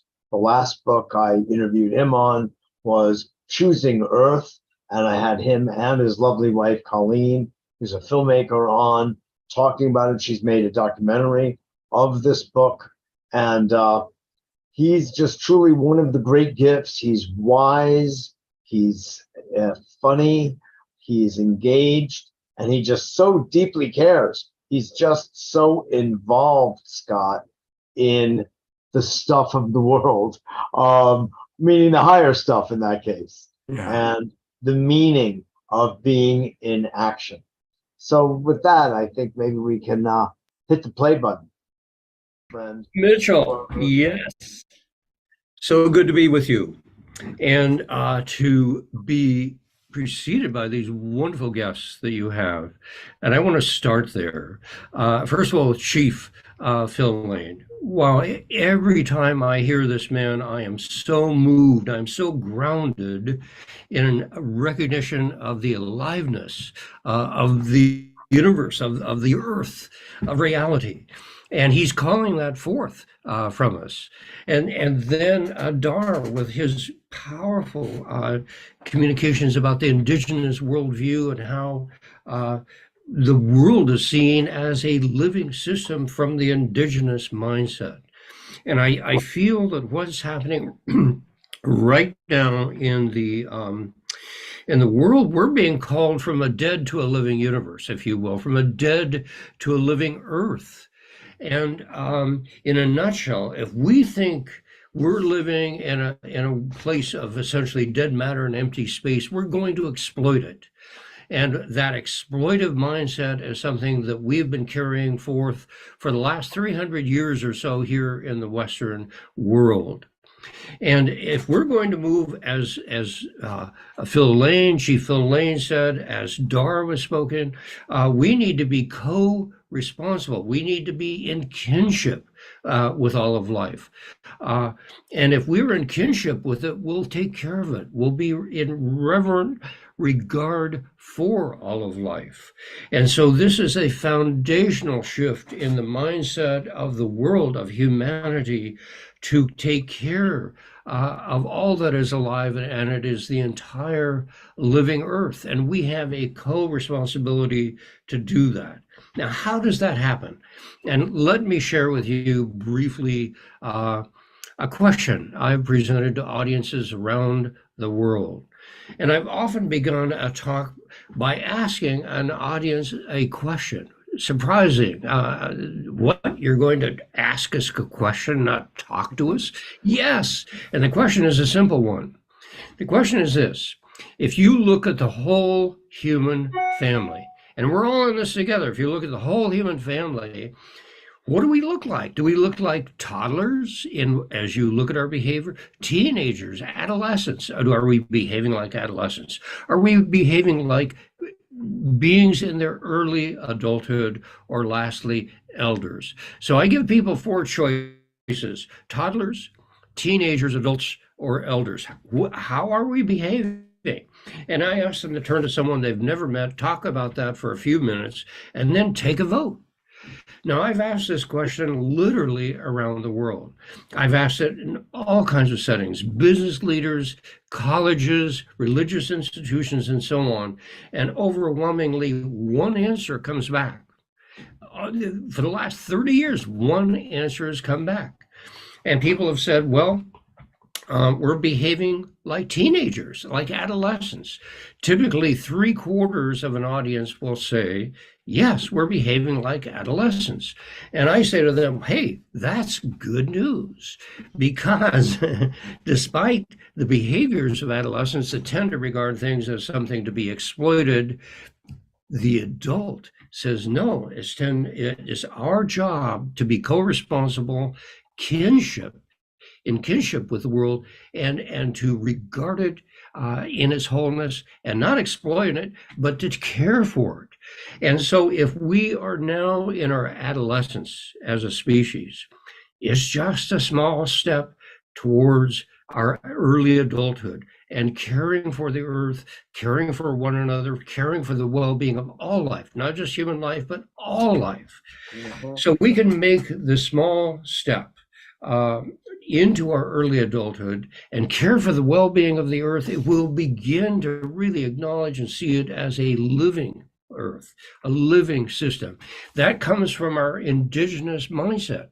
That's the heritage that we arrived here with, and it's only been in the last few hundred years that we've had this mindset that it is essentially dead matter, empty space to be exploited.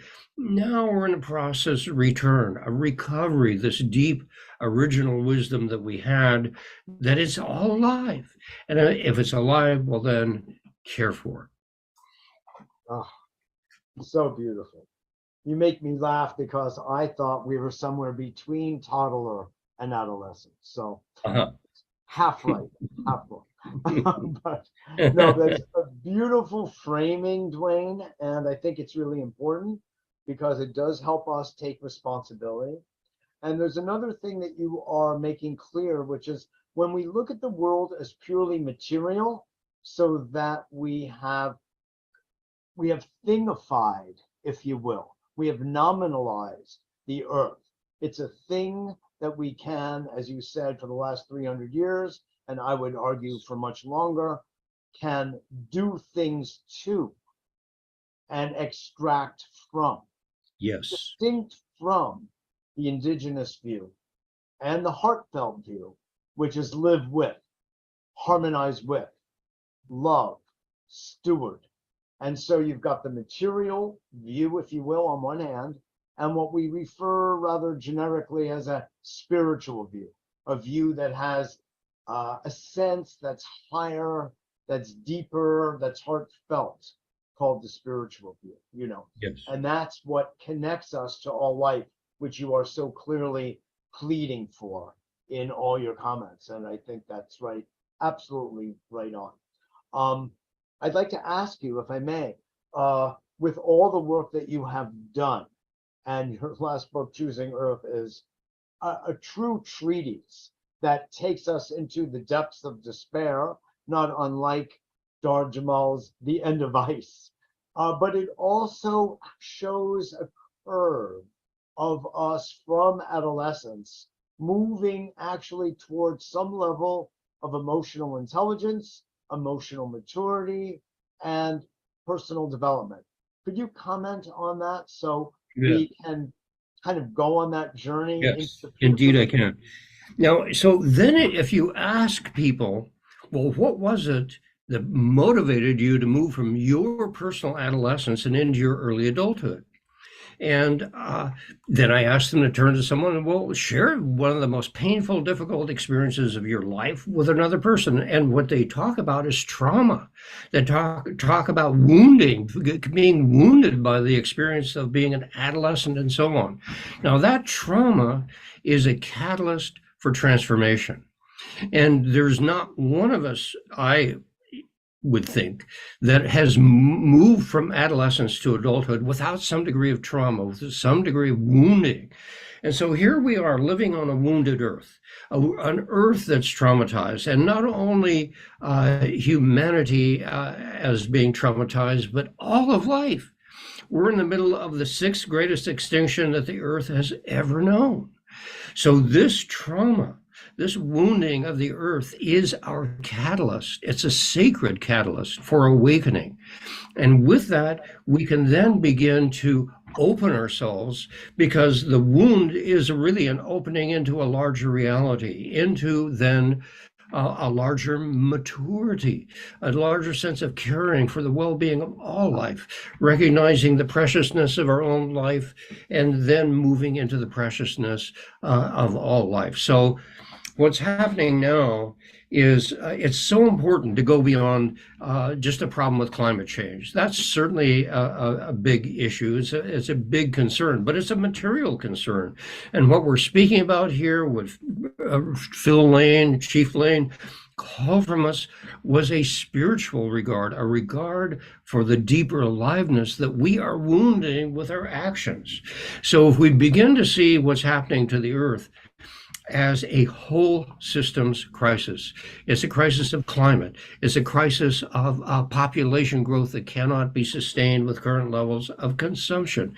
It's a crisis of resources, water, for heaven's sakes, for people around the earth. Around 30 to 40% of the people don't have enough water.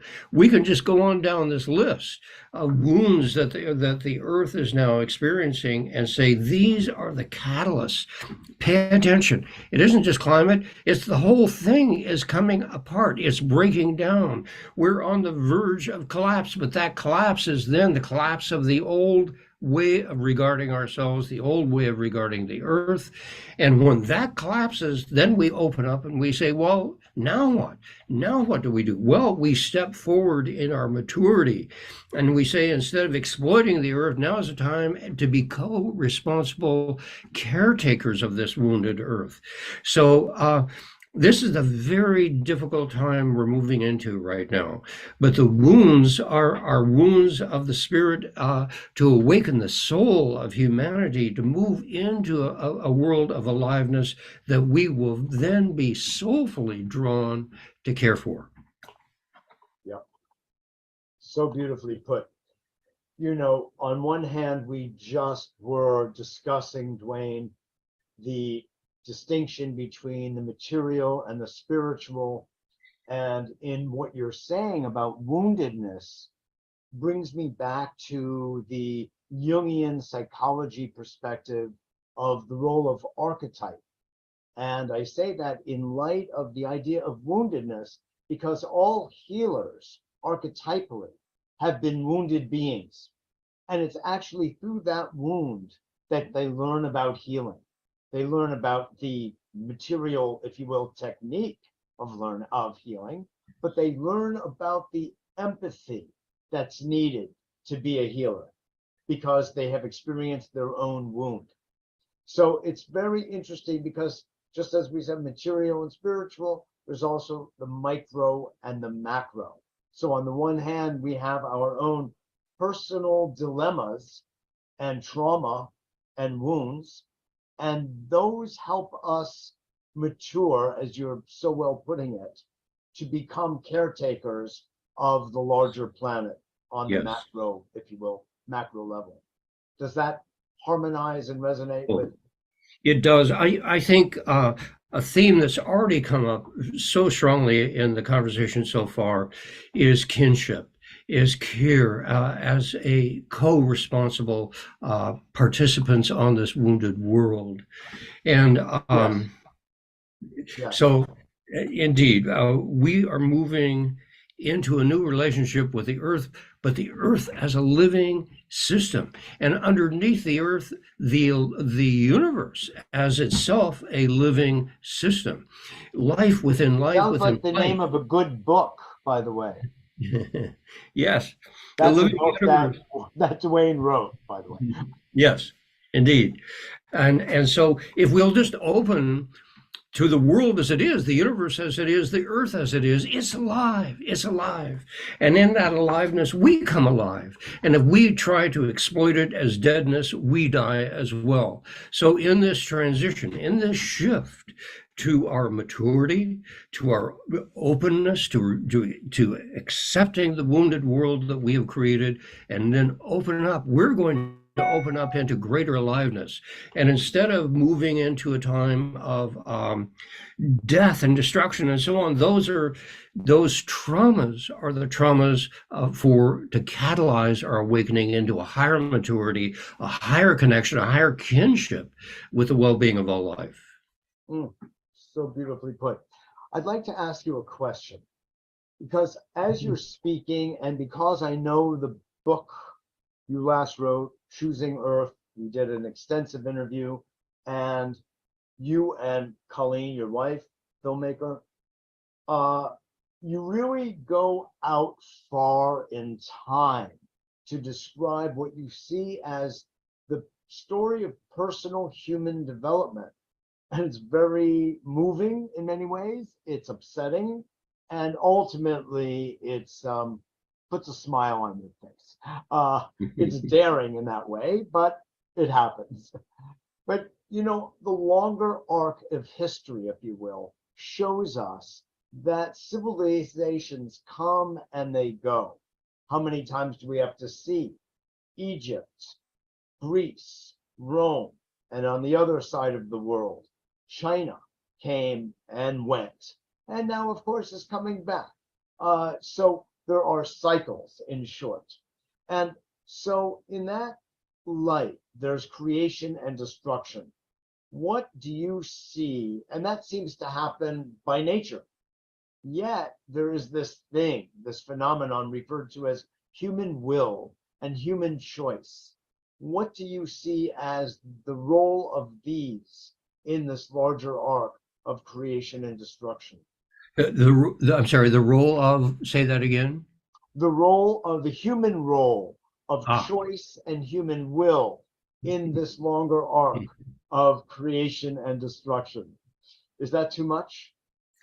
No, because we are co-responsible participants on this earth. And it isn't just the affluent countries, nations, it's all of us. We're all in this together. We either rise together or we fall together. And there's a tendency right now to look at, well, who's in, who's out in terms of resources, who's going to endure, who's going to die. We're all in this together.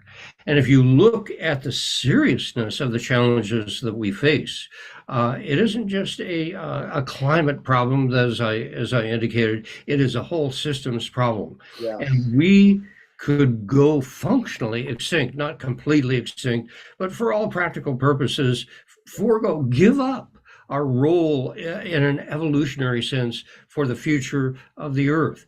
And so it's going to take us rising up together. We're all in this together. It is right now, I tell people, look, see this the mobile phone, 2/3 of the people on this planet now have access to one of these. 2/3. By the end of this decade, just a few years from now, it'll be 3/4. And if there was ever a need to talk, it's now. We either talk together as a species, as a human family, or we fight. And we're fighting right now. We're going to be deepening into conflict. It's time to talk. It's time to we hold the future in our hands. So it isn't that we have to turn to some faraway billionaire, corporation, government, or whatever. It's us. We're the new superpower on this planet is us holding cell phones in our hands. We finally have the capacity, the technological capacity to talk to one another, to give the earth a voice, to have an earth voice for humanity's future.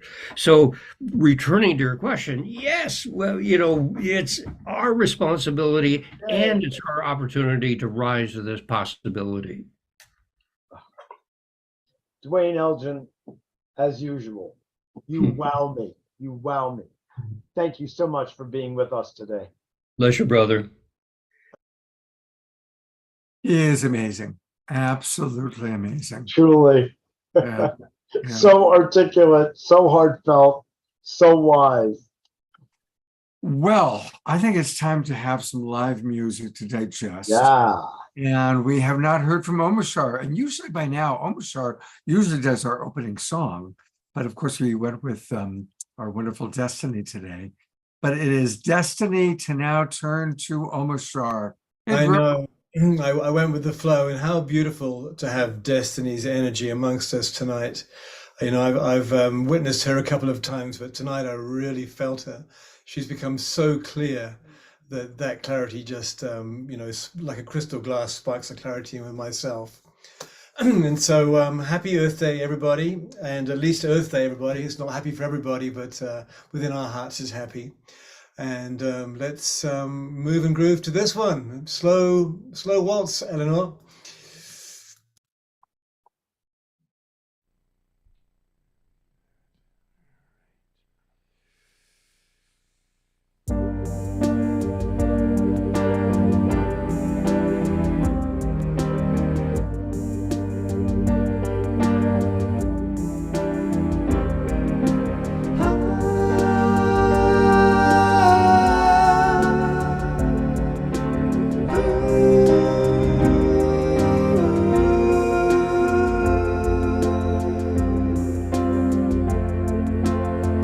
Change your heart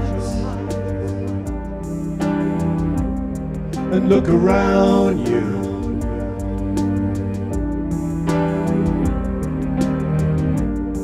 Change your heart,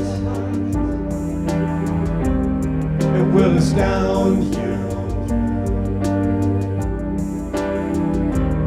Because I need your loving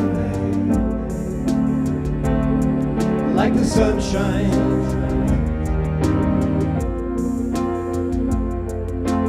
Everybody's coming home sometime. Everybody's coming home sometime. Everyone's coming home sometime.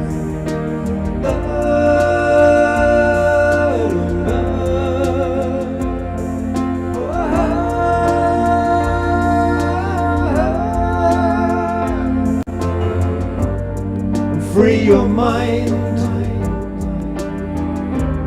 from limitation.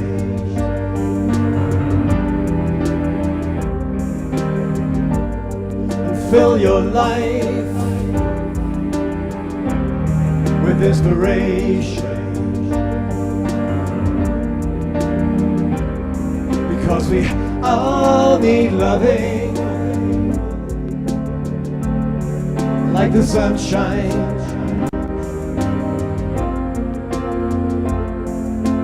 Everybody's gotta learn sometime. Everybody's got to learn sometime. Everyone's gotta learn sometime. Oh, oh, oh.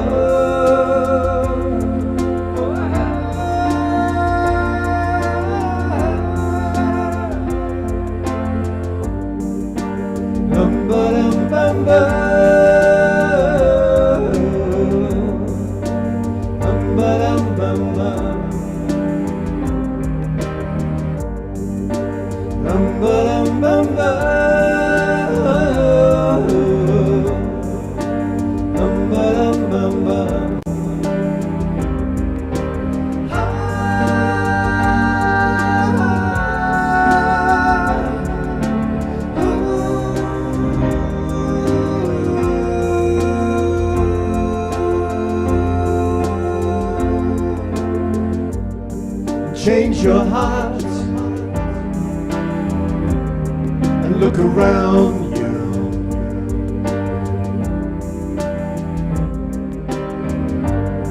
Change your heart, it will astound you. Because I need your loving like the sunshine.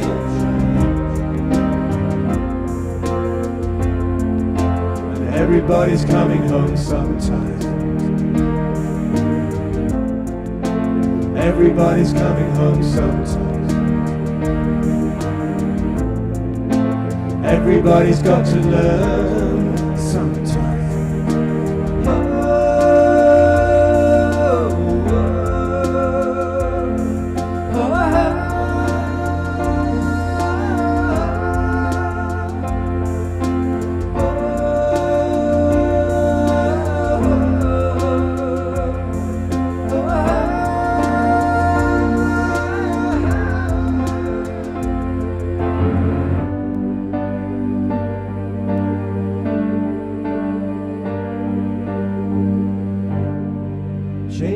hearts.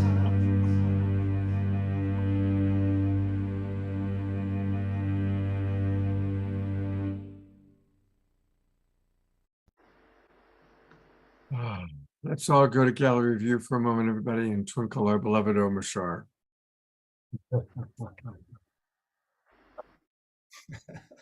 Ah. Wow, thank you so much. Time to turn on my light. I think it's getting dark out. There we go. Oh, there you are. Hey, here I am. Well, we will, of course, have more Omashar a little bit later on. I think this was your first experience hearing Omashar, Mitchell. It is. And I'm absorbing on a cellular level. Thank you so much, Omashar. Beautiful, beautiful music. Well, of course, we are going to, we have Lynn Twist next. And Lynn, of course, has been on this show many, many times. I guess what I just want to say about Lynn is my favorite nonprofit organization is the Pachamama Foundation, the Pachamama Alliance. And it's a brilliant organization. She's an amazing soul. Of course, she wrote The Soul of Money and helped us change our relationship to money. And now she's really helping us to change our relationship to the planet and to the way that we see indigenous wisdom. What would you like to share about your experience of Lynn? Oh, God. You know, to list her credentials would take all night, Scott. So I'd rather bypass that because they're phenomenal. But she really is a global thought leader and visionary. She's been on this path since the 70s, really, that I know of, beginning with the Hunger Project. Yeah. And going around the world and raising what became hundreds of millions of dollars on behalf of the Hunger Project that declared the end of hunger by the year 2000, which was very bold in the early mid-70s.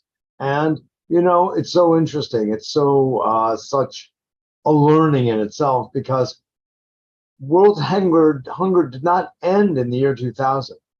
But boy, after having made that powerful commitment and declaration, they got real close. Mm. And I think that's the lesson for us to gather from it, that yes, we want a result, and they got a result. It wasn't a result they were looking for 100%, but you know what? If you get to 85 or 90, boy, is that good. So that, you know, is emblematic of Lynn. Reversing global warming right now is the big thing. A la Paul Hawken and Drawdown, who gives us a list, and stuff I was saying in our Earth Day event last night of reversing global warming through the use of regenerative agriculture and the others that we'll be seeing soon. And we go deep into this idea of a geosponge. Well, Lynn is on that path, and watch out, because she's serious about it. And a lot of us are right alongside, shoulder to shoulder with her, you, myself, and so many others around the planet. So for me, Lynn is a heartfelt, wonderful spiritual warrior. And I'm so glad that she's chosen to champion our beautiful Mother Earth. That's the thing to do. Beautiful. Well, here's your conversation with Lynn Twist. Lynn Twist, who has been a guest on the show actually a number of times, going back to her publication of the book, The Soul of Money, in 2008. So it's really a pleasure to have Lynn back. A few words about her, because she's got such an extraordinary background and ongoing career. She is, as many of you know, a global visionary. And I'm going to go past this because we just did a beautiful introduction of her. Yeah. To a better world. A pleasure as always to have you. Thank you, Mitch. It's wonderful to be back. Thank you. So glad. So because we're also doubling, if you will, for this interview for a better world and Earth Day coming up soon, I'd love to hear you talk about, you know, if you would start with the Pachamama Alliance, because so much of what we do on Earth Day is to honor Mother Earth, Gaia, Pachamama and to talk about the things that we can do to help reduce the carbon footprint and create a world of a restored Mother Nature, the way we kind of grew up with. So I'd love to hear what you have to say. Well, I'll just say that it's a pleasure to be on your show, and it's a pleasure to celebrate Earth Day 2023. I think this is I'm having this experience of 2023, and it may or may not be true for others, but I'm certainly finding it in my own life and in the path that I walk. There's a surge of power right now around really addressing seriously and authentically and powerfully and effectively the climate crisis. And there's no arguments anymore. There's no jockeying back and forth that used to be in the forefront. That kind of stuff still exists, but it's in the background. It's in the noise in the background. It's kind of white noise now. No one takes it seriously. Everybody's about how to get on the playing field and really play your heart out. And I find that to be true not only for individuals, which is really the key, as you and I both know, but also really also institutions, universities and colleges are always the first to be on the cutting edge of things like this as institutions, but also companies now, companies that at least I'm familiar with. It might be that they're terrified, whatever the reason. It might be that they're now ready to play. It might be that they're so scared about the bottom line that they have to get in the game. Whatever the motivation, fine, they're playing. And that is something I haven't seen at the level I've seen it in 2023. So I feel like there's a surge of power, actually collaboration, as contentious and, kind of finger pointing as our political landscape is. The collaborative space for humans, and when I mean that, the word civilization has the same root as civil society. We're actually beginning to be civilized about dealing with who we are as a species on this planet, and that we're taking up way more than our share, and that we need to share this with each other first and foremost, but also with the community of life. That it's not just white supremacy, European supremacy, all these different supremacies, patriarchal supremacies, colonial supremacies. It's human supremacy. That's where it all began. And so I feel that there's maybe it's not as conscious as I'd like to make it, but I want to at least assert, and in my own way, a mark that we're now in the 2020s in a way that we actually are on the playing field for real. And we need to be, of course. Yes, it's late. Yes, we're not going fast enough. Yes, not everybody is playing fair. Yes, all that's still true. And we can talk about that, but it wastes so much time to argue about that. What we need to do is acknowledge, celebrate, lock arms, hold hands, and move forward in whatever way is yours to do it. So for me, having published a book called Living a Committed Life at the end of last year and the beginning of this, I feel commitment starting to actually find its way into people's hearts and in their speech, so that we're not so much talking about how many degrees of Celsius or Fahrenheit or all of the terms that sort of leave it to the scientists and the analysis, terms that don't get you in action, but terms that do get you in action. Like, we're losing the very life support system on which we and our future children and grandchildren depend. We are losing species that are dear to us, that we love. We are finding our way to see that these weather patterns that are so extreme are not going to stop, and actually are forcing us to pay attention to our environment, to not just the weather report on TV, but be outside and look at the trees and look at the landscape and look at where are the insects and where are the flowers, and really pay attention to the power of spring. Personal relationship to the earth as a living being, you're saying. So yes. Not just objective analysis, which, as you say, doesn't really move the dial far. But when we think about our personal relationship with trees and with animals so much that it becomes very real what we're losing and what's at stake.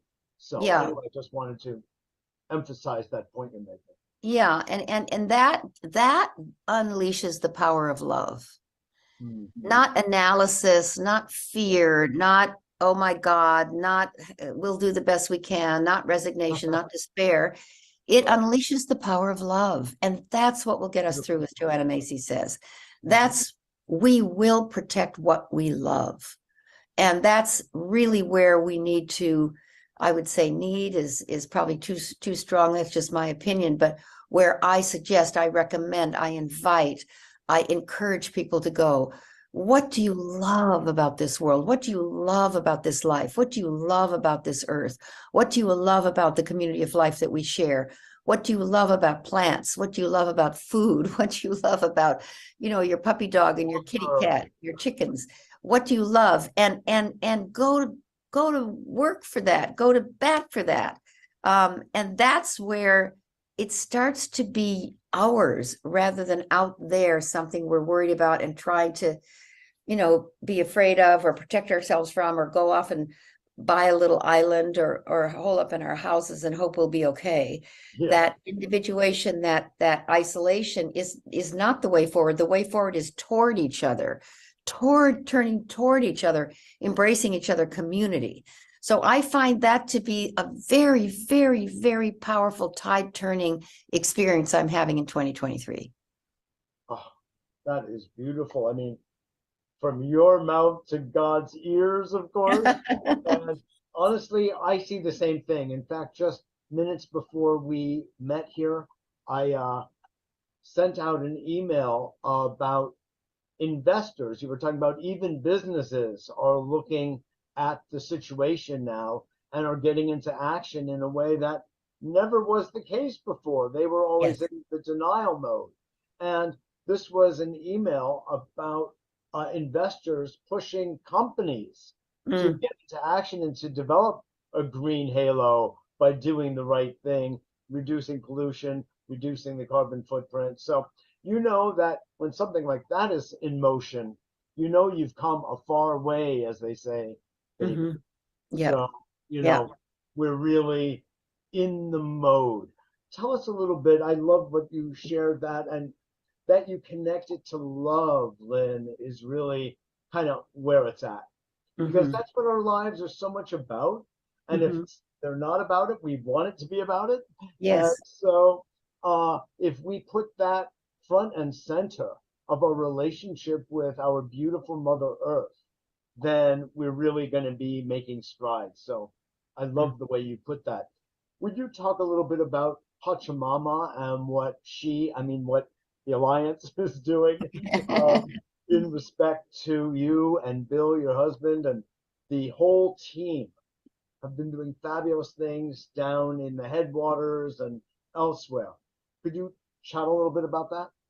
Yes. Well, as you know so well, Mitch, Pachamama means Mother Earth, or the earth, the sky, the universe, and all time.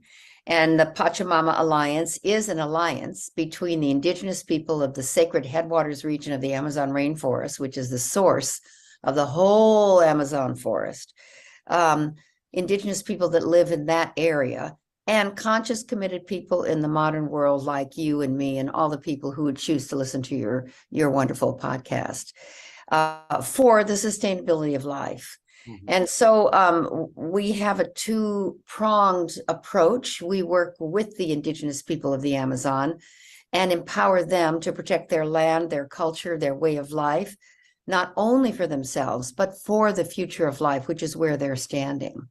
And we empower people like you and me and all these listeners that are drawn to your show to build a better world, just like the name of your show, through understanding the role that we each have to play to wake up from the trance, to pierce through apathy and resignation, to get on the playing field and find our way to effective action, and to stay inspired and to keep generating the possibility and keep the opening open so that we walk a path from where we are now to ending the climate crisis, really ending it. not mitigating it, not adapting to it, not being afraid of it, not withdrawing from it, but actually going toward the crisis, realizing it is feedback from the mother, from the earth. It's very powerful, in some ways very harsh feedback, designed really or intended to have us wake up from the trance that we've been in for so long, and become consistent and concomitant with our own humanity and the sustainability of life. So our programs, the Pachamama Alliance programs, all online, all free, all accessible, help each and every one of us to shift our mindset from unconscious habits and ways of being that are ultimately destructive to life, to conscious practices that sustain, restore, and regenerate life. And that is exactly what's needed. Pachamama Alliance takes its lessons from the indigenous people quite seriously, that we really just change the way we see the world. It's not just what we say, what we do, but the way we see it all.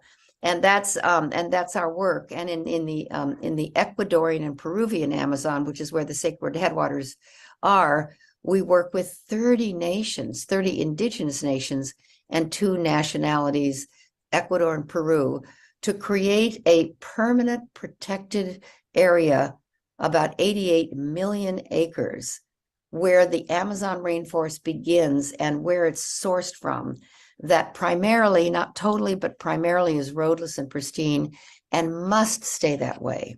And that is a huge undertaking on our part. There isn't a place on earth that is in permanent protected status, but if there is, and when there is, not if, our goal is that it is this particular place, which resourced life after the Pleistocene era and can do it again. And then to awaken from the slumbering Armageddon, kind of trance we're in with consumerism and more of everything, and just individuating and taking care of us, ourselves and our loved ones, and keeping ourselves safe. Yeah. And breaking that open to realize there's no way we're going to make it if we behave that way with each other. It's an all hands on deck, hold hands, link arms, embrace each other, work together. This is a co-labor, collaboration with men, women, and all generations. We've never had so many generations working together in the history of the world and on the playing field. As you know from our event that you attended in New York, people in the age group that I'm in, and what most people would be called the elders, often are by my age, off in Florida or Palm Springs or Hawaii playing golf. Now, there are people doing that, and God bless them. But there's a whole lot of us who are not doing that. We are refiring rather than retiring. And we are walking alongside of the Gen Zs, the Gen Xs, the millennials, the middle-aged people. We are on the playing field with our wisdom, our experience, and our perseverance. And we will not stop until it turns around. Commitment, your commitment that doesn't stop. That's right. The refire. I love that. Refiring instead of retiring. That is just so brilliant. So everybody, and I know we have a lot of people that are at what used to be known as retirement age. I'm 67. We are not retiring. We are refiring. Firing. Exactly. I love that. One of the things that Mitchell and I discovered is we both taught the Awakening Dreamer course back in the day. Yes. And everybody, I really do want to encourage you. Please go to it's pachamama.org, pachamama.org, and definitely join, donate. There's wonderful, wonderful courses. I'm blessed because I live in the Bay Area. Once a year, Pachamama has its big annual event in November. We fill up Fort Mason, 1,200 people there. Of course, Lynn and Bill, and it's always one of the great events of the year, really. And so we do it, Scott, in New York also, and I play a role in filling the place up right by the Hudson River. It's beautiful. They have a great time. They often bring representatives of the Achuar Native community, probably also out in San Francisco, and we just have a ball together, just celebrating the good work Pachamama is doing. Just One as of the- you're saying. Yeah, absolutely. Yeah, they always bring people from Achuar. And one of the things that's great about the Pachamama Alliance, like she said, it's an alliance. We need the wisdom of the indigenous people. We're not the great white hope marching down there telling them, here's a better cell phone. But instead, we need their wisdom. Yes. Quick But story. it should be said. It should be said that there's a mutuality and a Yeah. reciprocity, because we have things they do not, they have what we do not. So it's a true marriage, if you will, and it's nice to see it that way. It's not a one-way street, it's two-way. Yeah, absolutely. Well, we are now going to play the video of the Holo movement by our beloved Kristen Hoffman. And I have to say that our Awakening World audience has seen this because it had its world premiere when I was in Sedona during the Evolutionary Leaders Network gathering. Kristen gave it to me, and we did play it on the Awakening World, but it is such a profound video. It's so important. And again, for everybody, the Holo movement is something that both Mitchell and I are very involved in, with the Synergy movement, with the Evolutionary Leaders Synergy circles. Yeah. We're all coming together, and you're going to be hearing a lot about the Holo movement. Kristen is going to be live. She's going to be a co-host next week, Mitchell. Next week, we're celebrating our anniversary. And so Nice. she'll be sitting in your chair. She'll be Uh-huh. with me. I which love I'm it. excited about. But I'm going to go to anything you want to add about Kristen or the video? Wow. Well, Kristen and I know each other for many, many years. We're on the board of directors of FIONS, which is the Friends of the Institute of Noetic Sciences. Probably, no doubt, Scott, another place that you and I connect with, and so we've gotten to know each other through that originally. And then we've had a number of different events in New York, and we've just taken such a warm, loving like of each other and appreciation. And she's been on the Earth Day events for several years now. Couldn't make it in person this year, so sent us this video to, wow, it was incredible.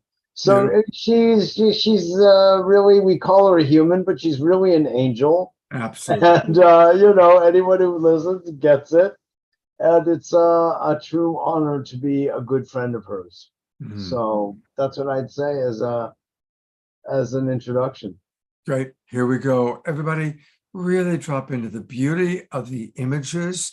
And by the way, you're going to hear two voices, well, three. You're going to hear Kristen singing. You're going to hear narration from Dwayne Elgin, That's who we right. heard from, and narration from beloved Gene Houston. So here we Yay. go. Gene Houston, Dwayne Elgin, and Kristen Hoffman, the Holo Movement Anthem.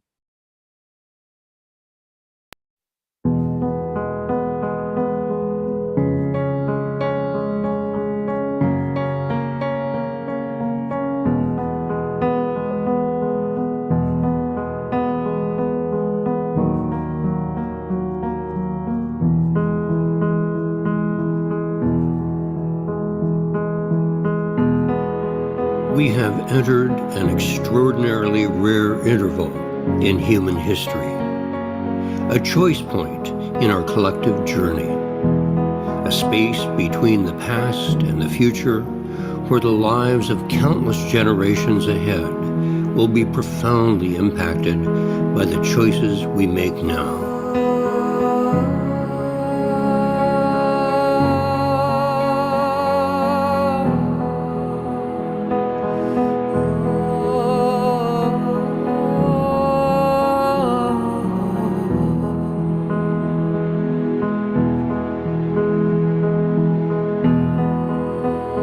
I believe it is both subtle and large. and something else so extraordinary that there's almost no name for it, because a new human species is ready to emerge.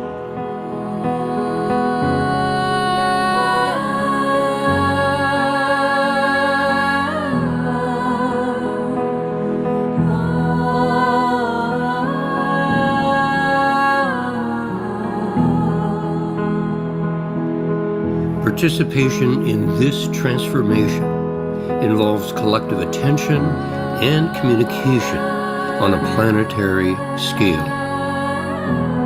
This creates coherence and clarity of direction. Simply put, it is the Holo movement in motion.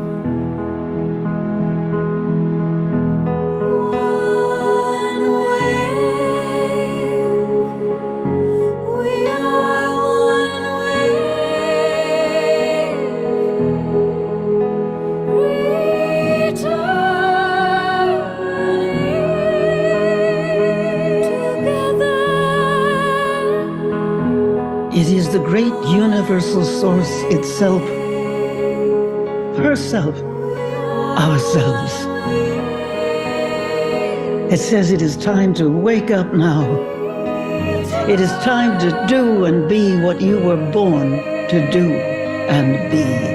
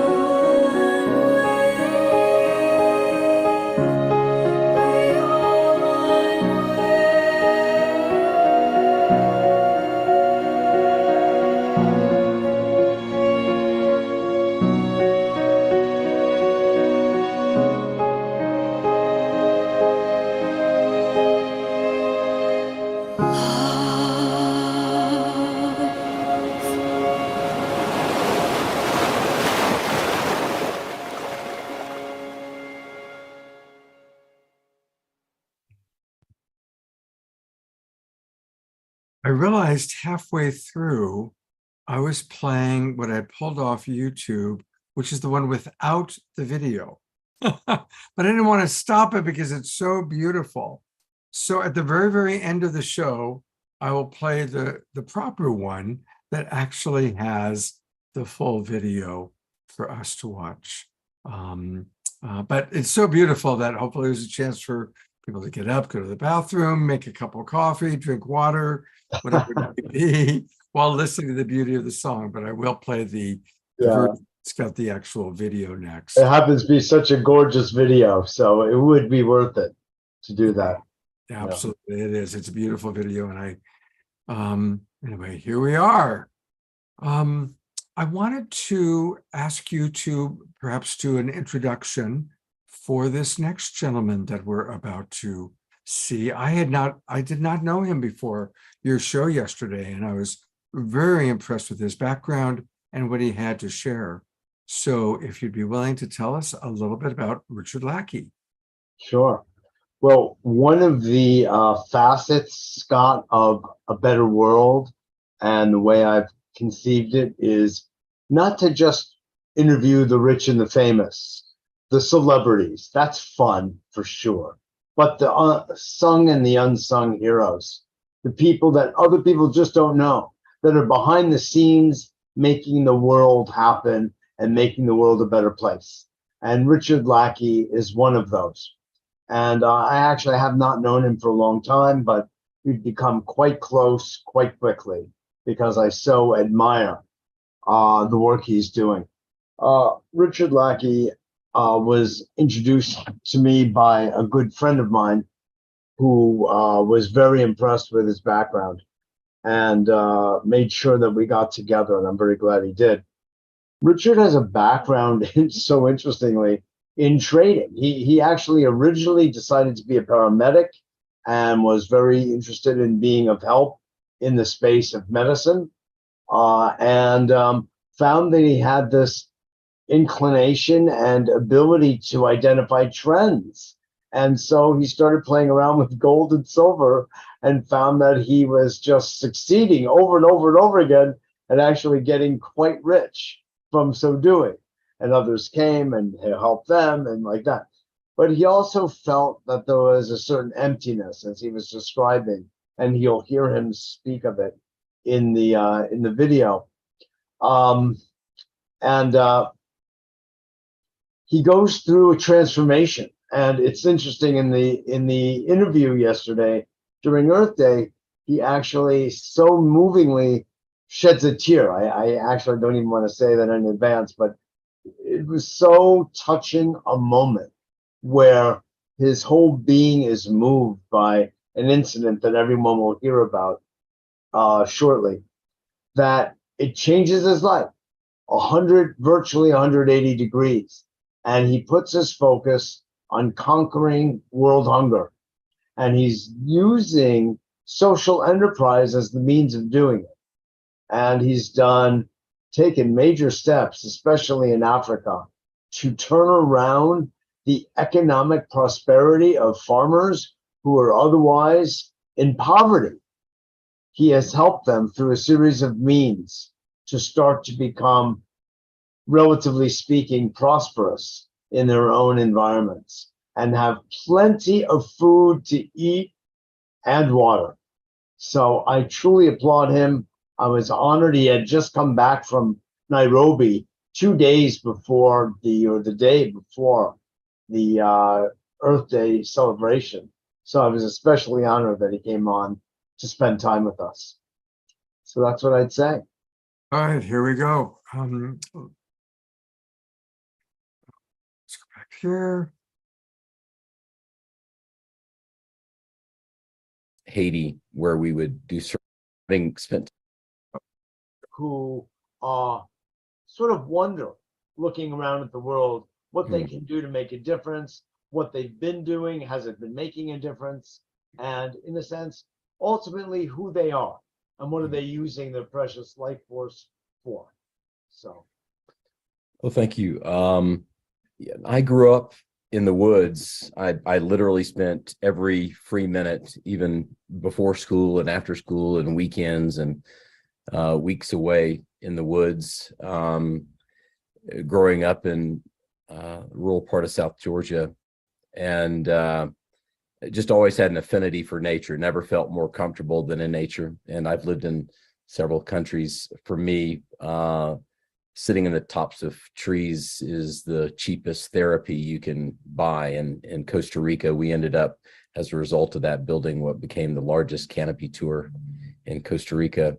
I think a lot of other people appreciate that natural space as well. But for me, having spent time in emergency medicine and working in places like Haiti, where we would do surgery on 6-year-old boys and women in their third trimester to remove portions of their distal colon because of the food that we had fed them, was frustrating, not because they had suffered from the disaster, but because they were eating MREs with 8,000 grams of sodium. And that had always stuck in my craw. I guess that was a bit frustrating, but for many, many years, I found that I'd had a skill for essentially what people would call a computer game now, but trading in the markets, essentially playing a computer game all day and having a net effect for the world of zero, at the end of the day, having more cash in a balance of account, but having done nothing positive for the world. And I did a lot of things on the side. I taught and I did other stuff, but actually in my day-to-day work, there wasn't really any net benefit from that. And it was, I was speaking actually, ironically, at an investment conference in New Orleans when a show came on, a news program came on, and a general came to speak, and I heard him say, "We have 7 days to save them." And when I looked up, it was in the aftermath of the hurricanes in the Philippines. And as we watched, you could tell that it was a cutaway because the video was fairly loose and not well done. They had their camera fall on a young lady. You could see the thousands and thousands of people walking away from the coast going towards Tacloban City to look for additional food and water. And you could see this one young lady walk and leave the path, the dirt path that was kind of separated between the rice paddies. And she walked into a building that was completely torn down with a young child and a slightly older child. And she went in, and a few minutes later, and he was going that way. And then all of a sudden you saw her come out, but she just had the older child with her. And just as a natural response, the reporter went up to the young lady and said, "I noticed that you went into the building with 2 children and you came out with 1. What's the reason for that?" And she said, "Well, the people they're now people coming back from Tacloban City, and they're telling us there's not enough food and water there, which we were expecting, and that there probably won't be for 10 days. And I only have a limited amount of food, so I had to pick 1 child to save." Sorry. For me, I just was stunned. I just couldn't believe that in a world today where I can go down the street and order 6 double cheeseburgers if I want it, that we don't have a plan for having food stored in strategic locations to take care of these kinds of disasters. It's not like they are going to quit happening. It's not like we don't have them all the time. And so for me, that was kind of a turning point. I said, we've got to do something about this. There's no reason in the world today that this has to happen. And my background in medicine and my background in finance, and actually my area of interest was in arbitrage, kind of drew me to inefficiencies in market systems that didn't work. So I started working on that in 2010. And in 2015, we launched, we did that in the US, and we built a network of stored food around the US, 40-foot containers with biodegradable cups, plates, forks, spoons, completed meals that were regionally specific, 80,000 meals with cook stoves and gel fuel and everything that you need. And as we started looking to go global, we realized that the challenges in Africa were not for a shortage of chicken parmesan or pasta primavera, but just for rice and beans. And so we started interviewing people in those emerging markets, developing markets, and found that the same thing would work there. Not only would it work, but we could solve a bigger problem, which was the volatility in pricing of the commodities in those countries, where the price would go through the floor and farmers would lose money because there was an excess of production. And then 3 months later, it would all have been absorbed or rotted, and the price would be back through the roof again, and manufacturers and distributors would not have enough supply. So as we started working on that, we realized that a lot of what they had, the reason it wasn't stored and the reason it wasn't sold and exported is because the technical term we would use in Georgia is that it was crappy. It was a really poor quality.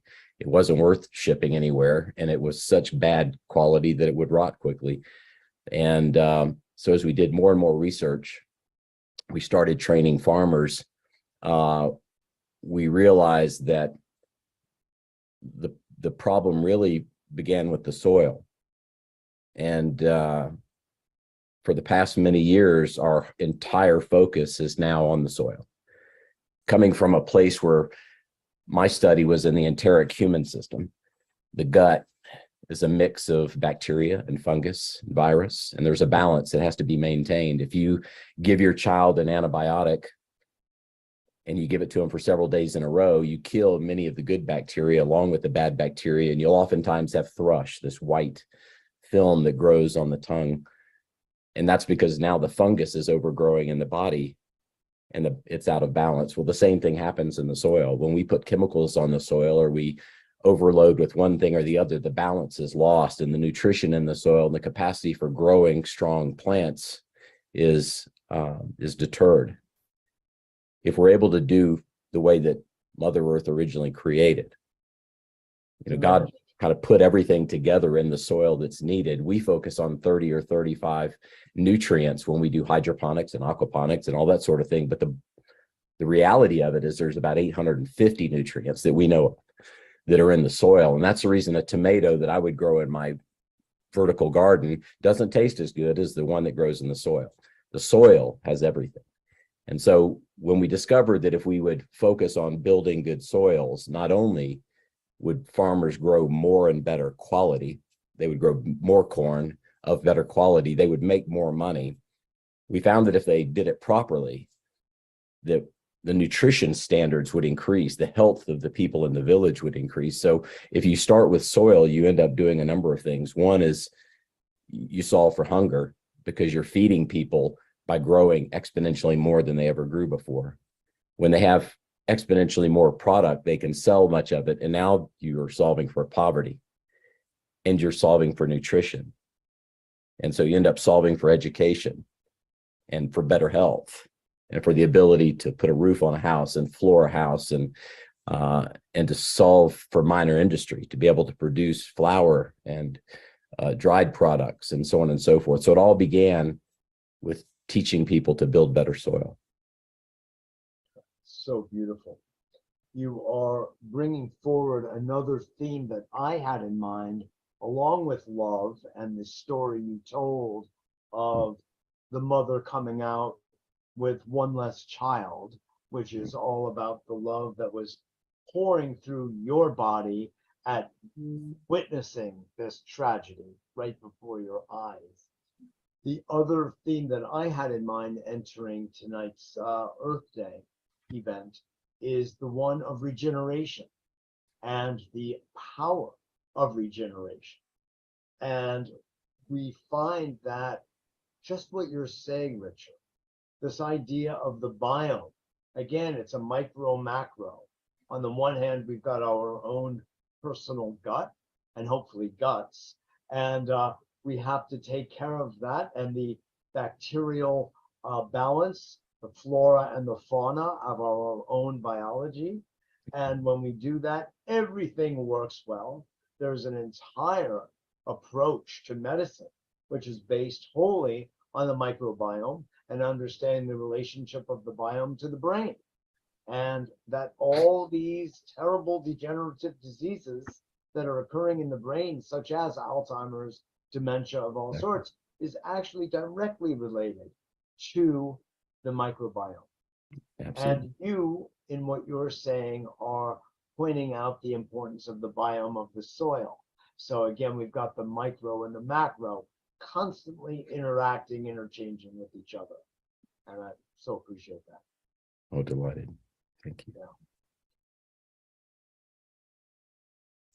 I learned a lot when I was watching that yesterday and then again right now. Thank you for just helping to educate us, Mitchell. Sure. It's one of my hats I wear, Scott. You don't see it on me right now, but I am wearing it. All right. Well, I appreciate that. Well, I'm going to turn it over to Omashar. I think it's time to just kind of digest all this wisdom, all this knowledge. We'll go And- into an alpha state and really receive it. All right. Now, I want to see people dancing. Eleanor Joy, we love your dancing, but last time we only saw your kneecaps dancing. So your wonderful, wonderful knees. We all got to know your knees really, really well. You have hot But we knees, do haven't love Eleanor Joy, and we love how you lead us and dance every week. Thank you so much. Brother Omashar. I'm here, young man, and that was just very sobering what I was just listening to then, and it didn't. I don't know if it shocked me, but it distilled me the way I was feeling, and I'm really in the center of my heart and grounded right now. And what a fantastic program that has been put into place. And I know it's only a band-aid, but so anyway. This song is called Welcome Home, and it's about being home and being welcome. What a concept. Yep, flowers.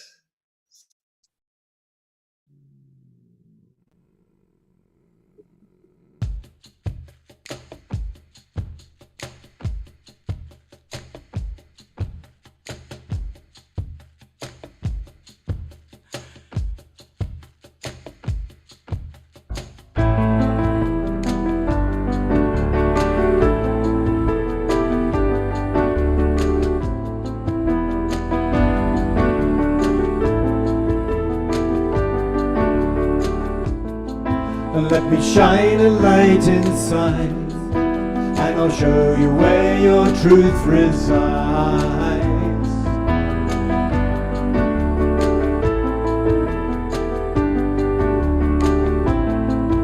Lift your eyes up to the skies, and I'll prove to you that nothing dies.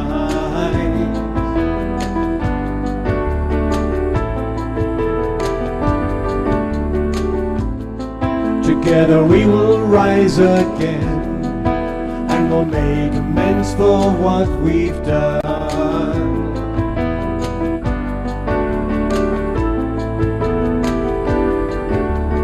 I know you hear me, so please do not fear me, 'cause I'm here to lift you, restore you to glory, and love you and hold you and be your victory. My child, I will welcome you home. Welcome you home.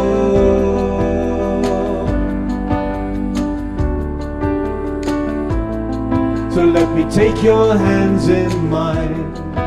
As I look at you, your spirit shines.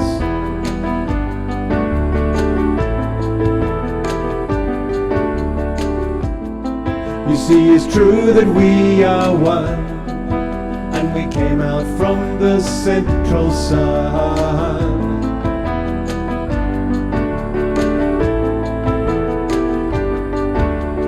I know you hear me, so please do not fear me, 'cause I'm here to lift you, restore you to glory, and love you and hold you and be your victory. My child, I will welcome you home. Welcome you home.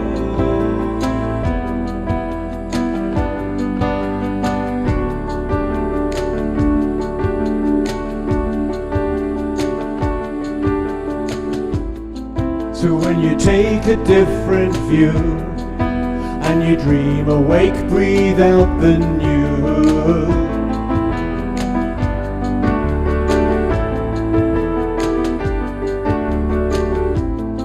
The world will come alive again as we dance and sing and make new friends.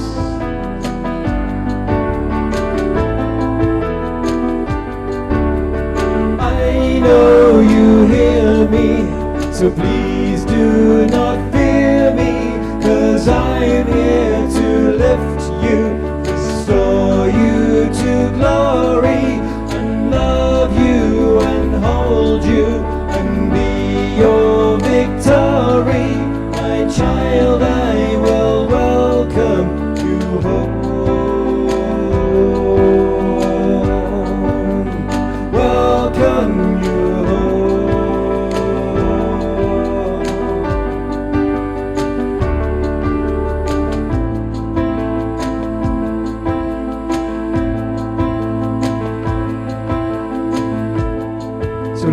shine a light inside, and I'll show you where your truth resides.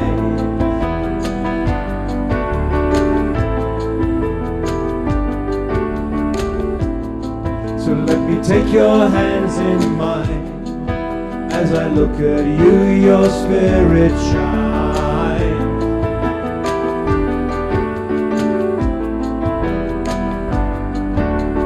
I know you hear me, so please do not fear me, 'cause I am here to lift you, restore you to glory, and love you and hold you and be your victory. My child, I will welcome you home. Welcome you home. Welcome you home.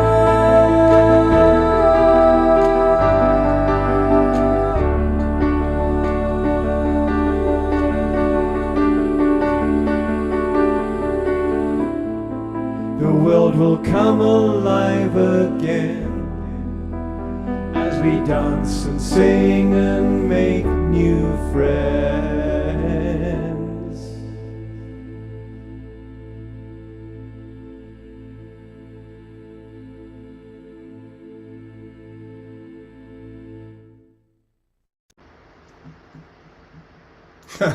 A big thanks for Omashar. And I also want to acknowledge Adora. We acknowledge Eleanor Joy for dancing, but Adora dances with most of our songs as well. And Yeah, you Adora, rock it, thank Adora. you.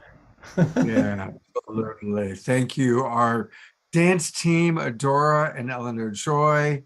Often when he's with us, our beloved Reverend Jeffrey, and anybody else who moves and grooves to the music. Thank you so much for that. And thank you, Omashar, for just the beautiful songs and all that you bring to us. My pleasure. Thank you. So grateful for you, beyond words. Beyond Oh, Michelle, you are so good. Thank You you. are so good. Yay. All right.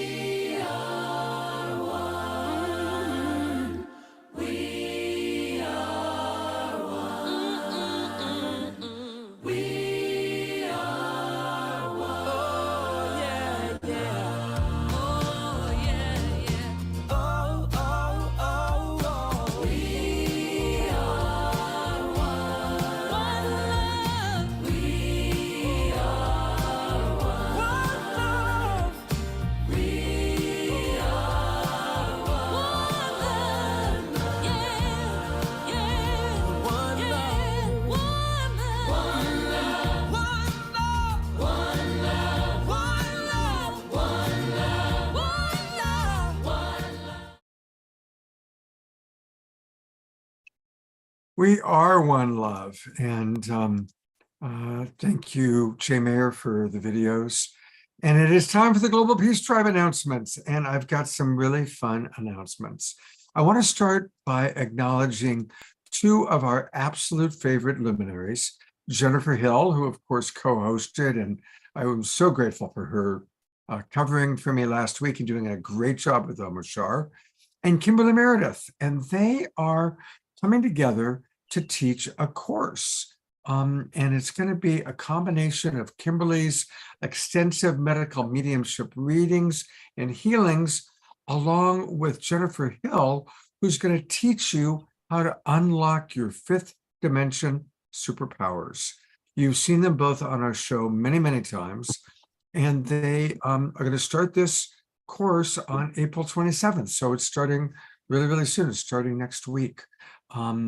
And it'll be 7 Thursdays, 11 o'clock in the morning Pacific time, 2 o'clock Eastern, and it goes for 7 weeks. And I really strongly recommend doing this course. It's going to be fabulous. And you're going to learn a lot of different things. You're going to learn how to really tap into your most power. There'll be some vocal superpower stuff going on. There'll be healings and readings coming from Kimberly. It's going to be wonderful. And there's a special offer. If you join her Angel Club, you can save $50. I'm going to put the link to this in the chat box, and really want to encourage all of you to consider it, because we love Jennifer, we love Kimberly, and together they are going to be quite a team. We also have next week a couple of very special shows. First off, on Wednesday night, we are going to be learning much more about epigenetics. Mr. Collins, who now goes by Morea Love, is going to be co-hosting with me, as well as teaching. And then Geraldine Orozco, who is amazing. She's an epigenetic psychotherapist. She's also an alien hybrid. She's extremely wise. And then Morea's partner, Carrie Bailey, are all going to be teaching us really about what are epigenetics, how do we work with them, how do we honor our ancestral background, and really, again, become the best that we can be. So make sure you join us. That's going to be on Wednesday night, as always, at 6 o'clock Pacific time. And then next weekend, we are celebrating our anniversary. We have now completed 3 full years of doing Global Peace Tribe shows. Thank you, Ayada. I see you applauding. I appreciate that.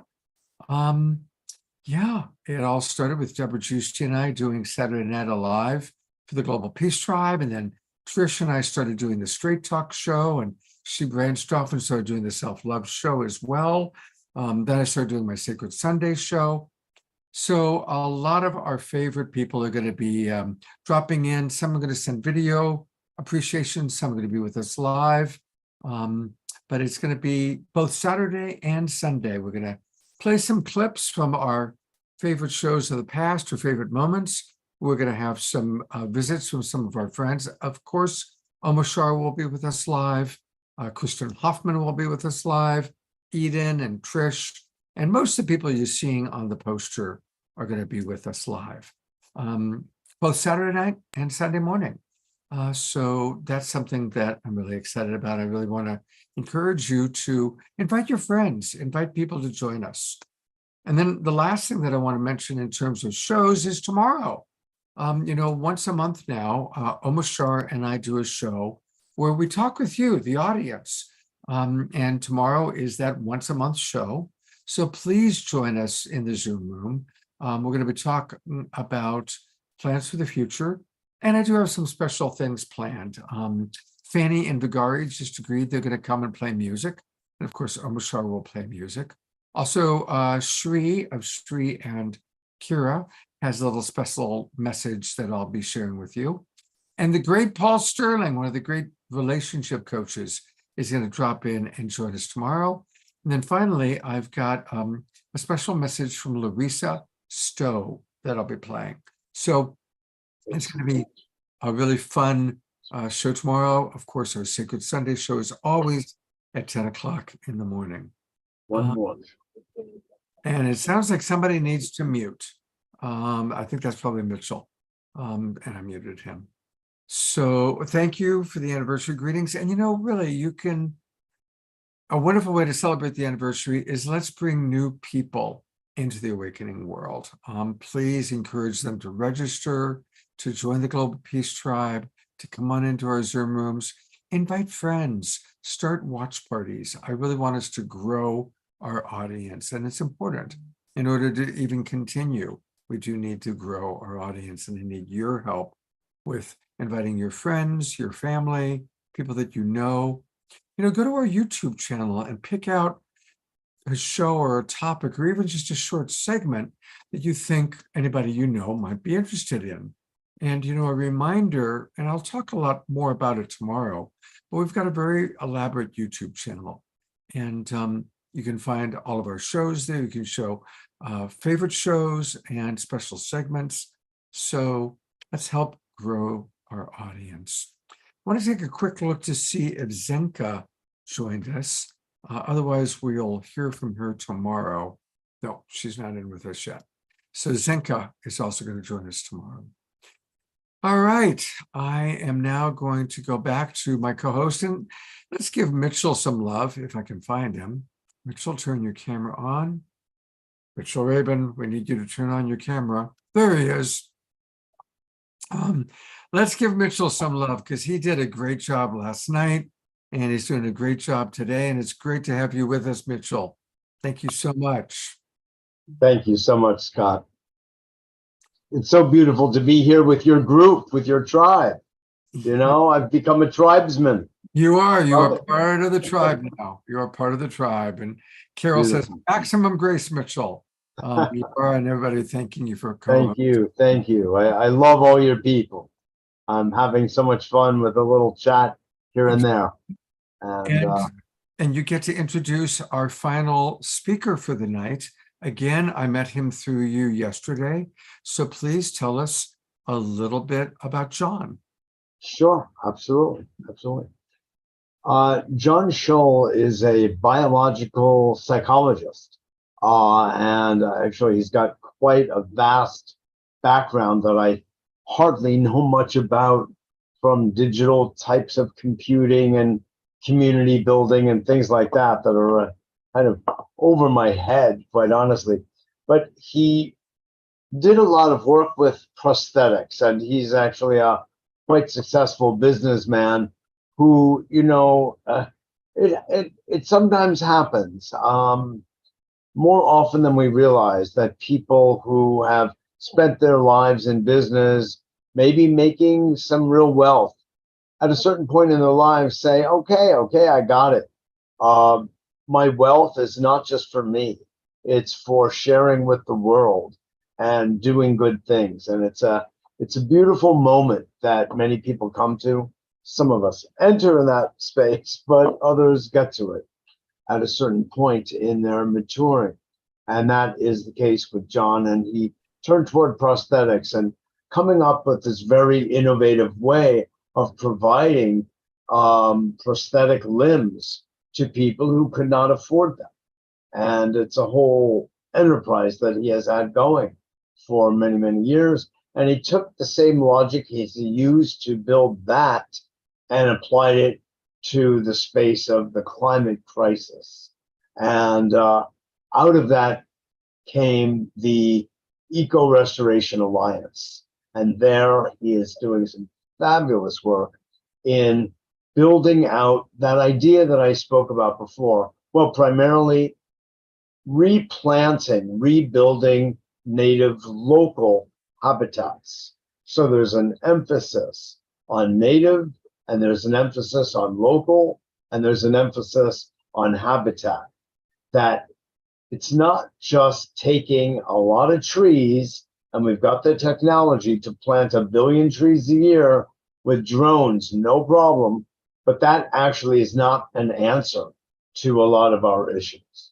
But it's planting certain trees with certain bushes and certain flowers and certain crops in certain areas that where these things are native. And that's where they grow best. And they communicate with each other under the soil best. And they build the biome of the soil, as Richard Lackey was speaking about, best. And it's not just one for all everywhere. Nature doesn't really work like that. But just like we have local communities in our cities, so too, nature has localities with certain diverse plants within that locality. And based on climate and all sorts of other considerations, it's appropriate for certain plants to be in certain places. And that's what they're doing. This idea of building a geosponge where water is used prudently and wisely with soil in such a way that there is no longer runoff, and there becomes the building of fungus and networks under the ground, by the way, through which the mycelium communicate from tree to tree. And it's like a whole language is taking place, a whole communication network far beyond Verizon or AT&T lives in the soil when we take good care of the soil. It sequesters the carbon we need to sequester, and everything changes. And that's what John Scholl is so brilliant in discussing And he does so on our Earth Day, which everyone will now have a chance to see. Here we That's go. my intro.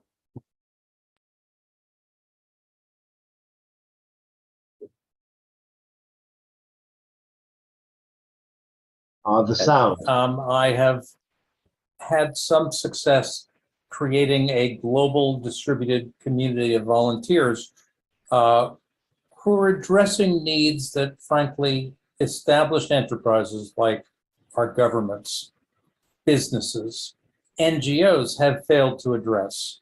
A global network of volunteers, in the case of Enable at least, is able to reach at least some people who fall through the cracks of all of those systems that make civilization great, except when they don't. And it's the underserved and the neglected who end up becoming the big crises and the big problems where established enterprises fail. Unfortunately, I think the whole planet is in that situation right now.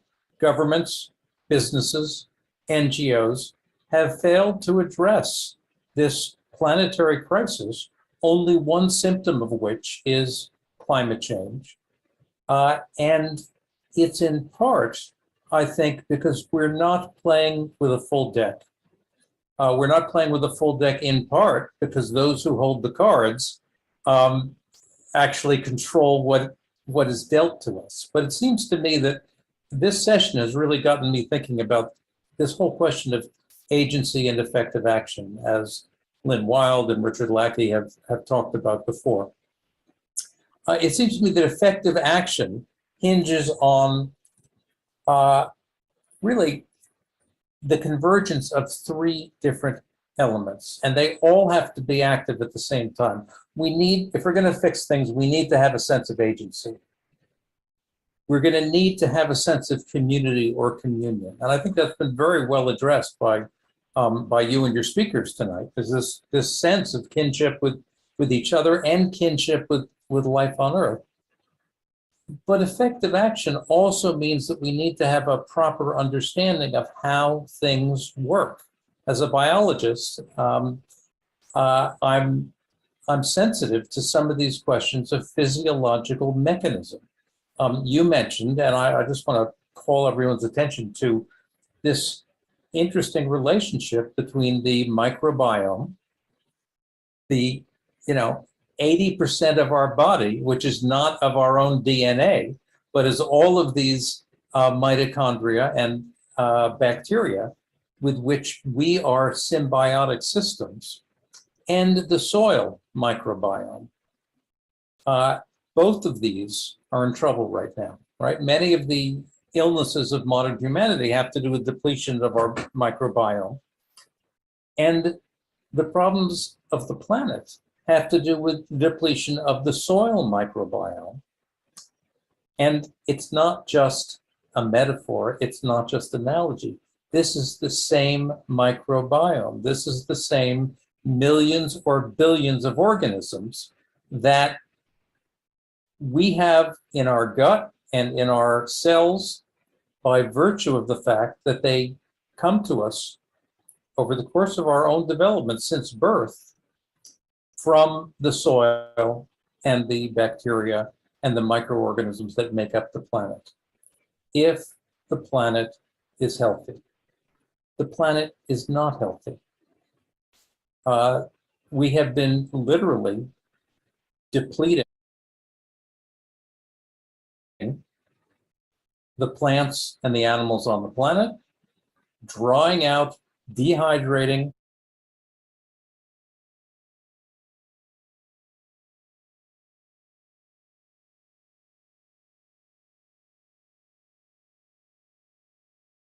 I'm not sure why it stopped. Let's try again. Come on.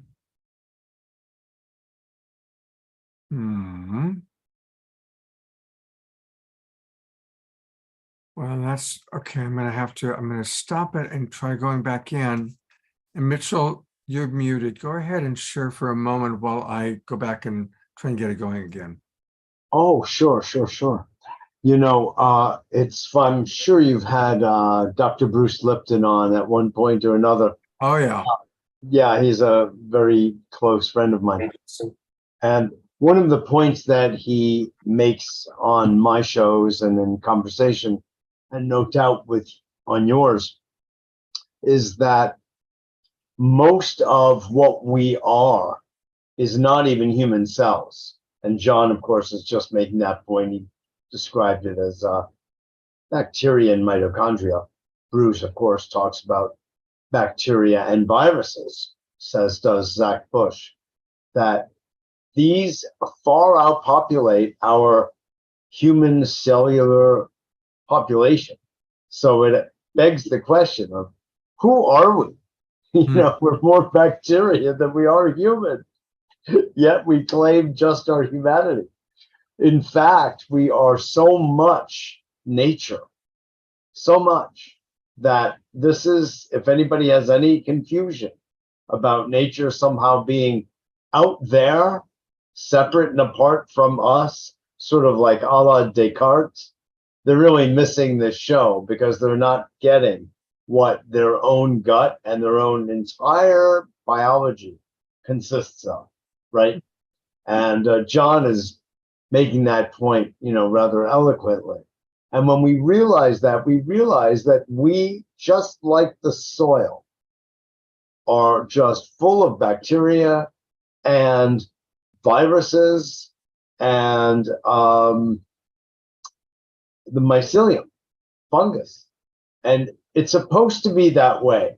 These are living organisms inside us, outside us, that propagate life itself. And add to that the fact that we are 75 to 80% water. Well, get a load of that. We're like an ocean. We're like a series of rivers right here in our own human body.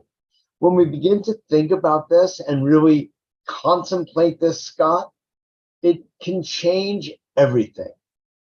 It makes us truly one with everything around us. We talk about Mother Nature as out there, but Mother Nature is absolutely also in us.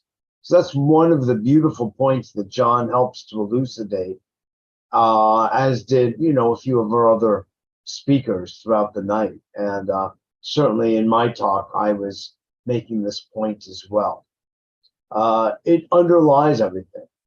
On a practical level, this notion that I referred to in my talk last night, since I know you're still trying to cue this up, I made reference to the microbiologist Walter Haney. That's spelled, I don't know if it's Australian, but Jehne. Haney, it's pronounced apparently. And he talks about this phenomenon of a geosponge. And it's the combination of the most elemental parts of nature, water and soil.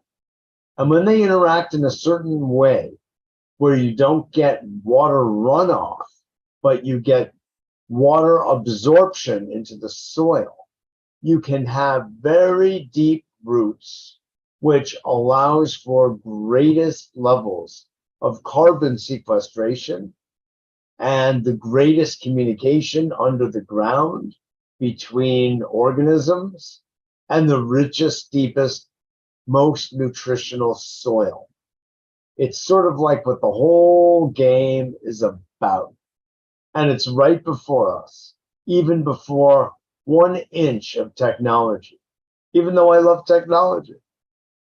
So those are some of the basic points I was making and John was making. And if you're able to cue it up a bit, that would be fantastic to hear it from his mouth instead of just mine. Well, I think you did a great job covering it. And given that we're already 38 minutes past our normal stopping point. Oh, gosh, yeah. You did a great job of covering it. Thank you. I apologize. I think I was able to queue up the proper version of Kristen's video. And I think while I was doing that, the computer got confused about which QuickTime I was playing. But A Yeah. beautiful job. I want to show this beautiful artwork that Dorina created for today.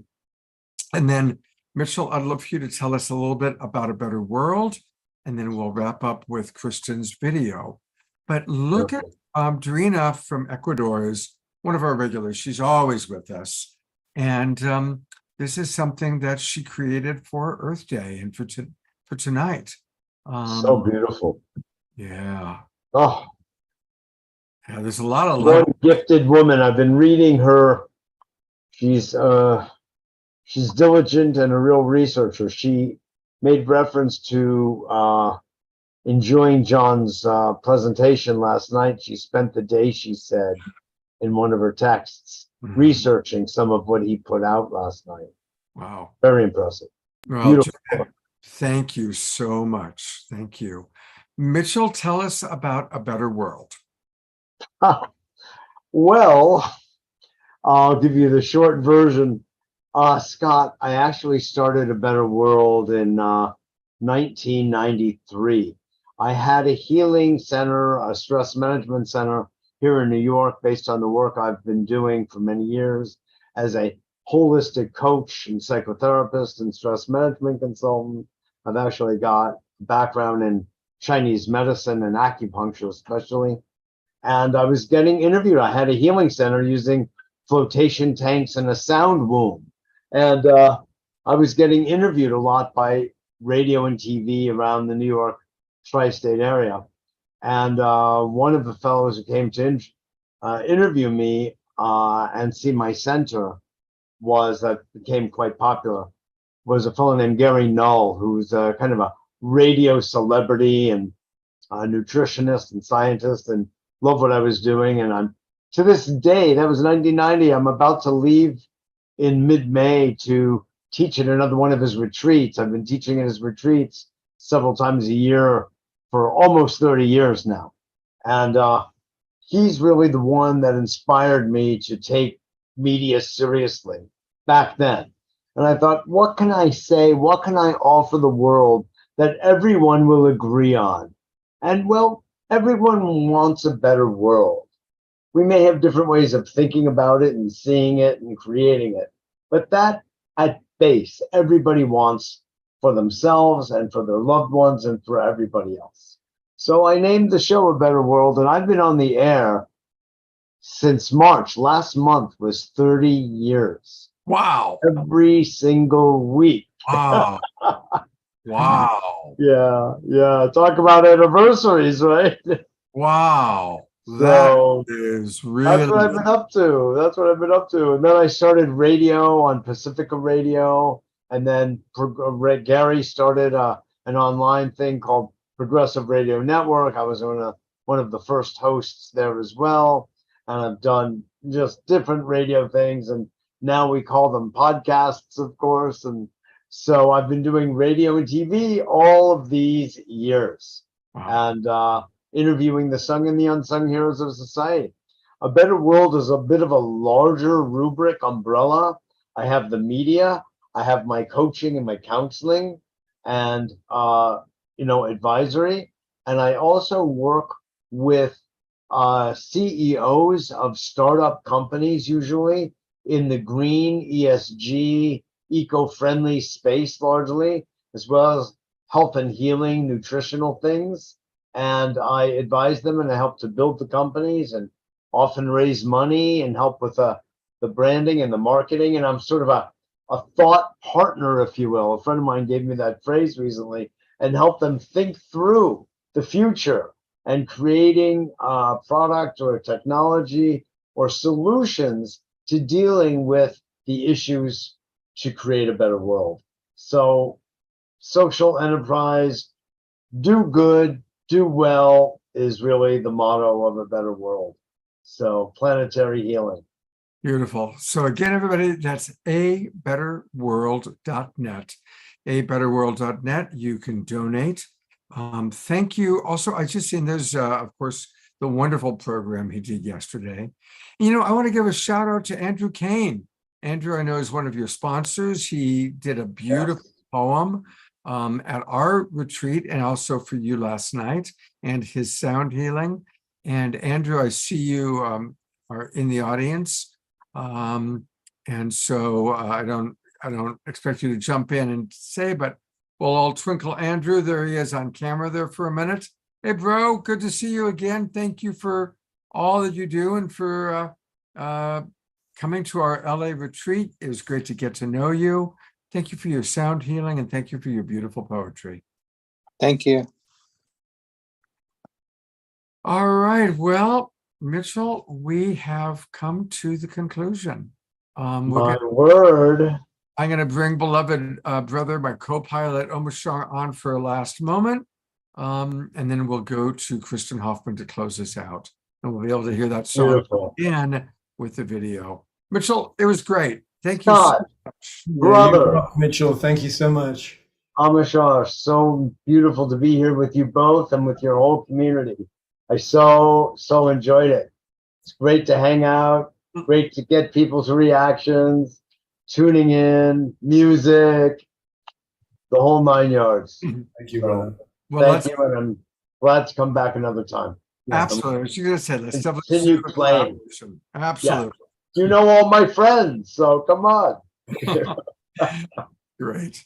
All right. Well, we're going to go Thank you. to this time the proper version of the holo version. Boy, I tell you, every time I play this, I end up having this song in my mind, Mitchell, for the rest of the night for sure. Yeah. Anyway, here we go. Here's the proper version. Sure. Understood.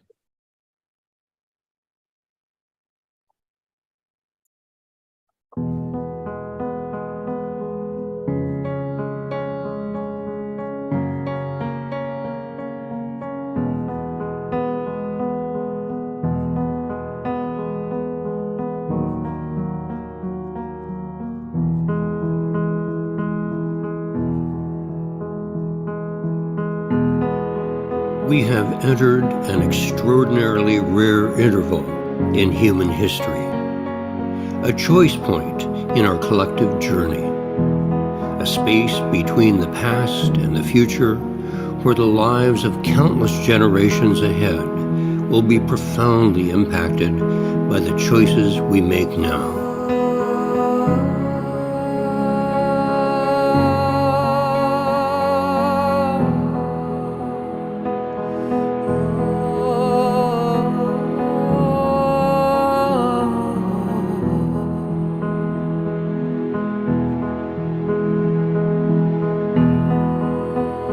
I believe it is both subtle and large, and something else so extraordinary that there's almost no name for it, because a new human species is ready to emerge.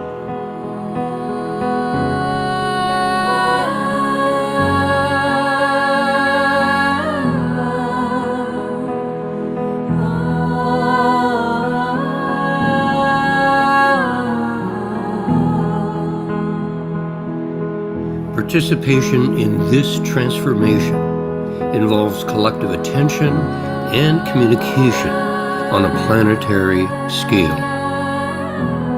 This creates coherence and clarity of direction. Simply put, it is the holo movement in motion.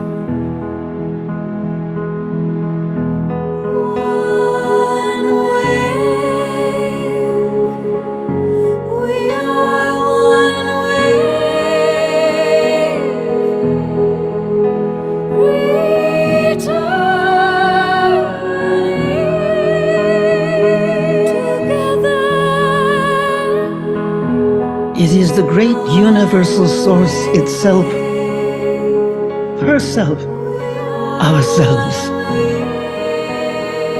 It says it is time to wake up now. It is time to do and be what you were born to do and be.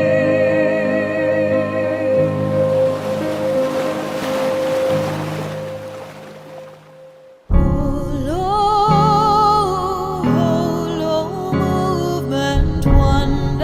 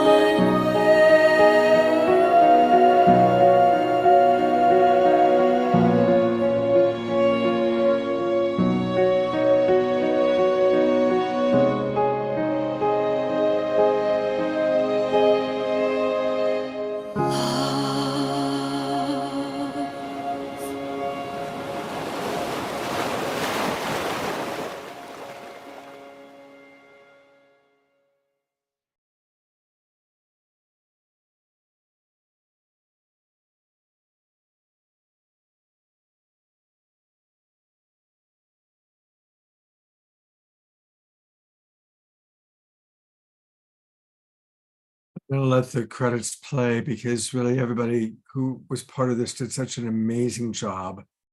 And Emmanuel Kunzelman is really been the visionary behind so much of this. I want to acknowledge him, and so Rhiannon Catalyst, who chose most of those beautiful visuals that we saw. And Purpose Earth and Source of Synergy Foundation, who actually paid for the production of this. I think it's just an incredible video, and I really encourage people to share it with their audience. And I'm seeing so many wonderful messages that came in. Thank you, everybody. Dorina Joy for all your contributions. Carol Craig, our wonderful teacher.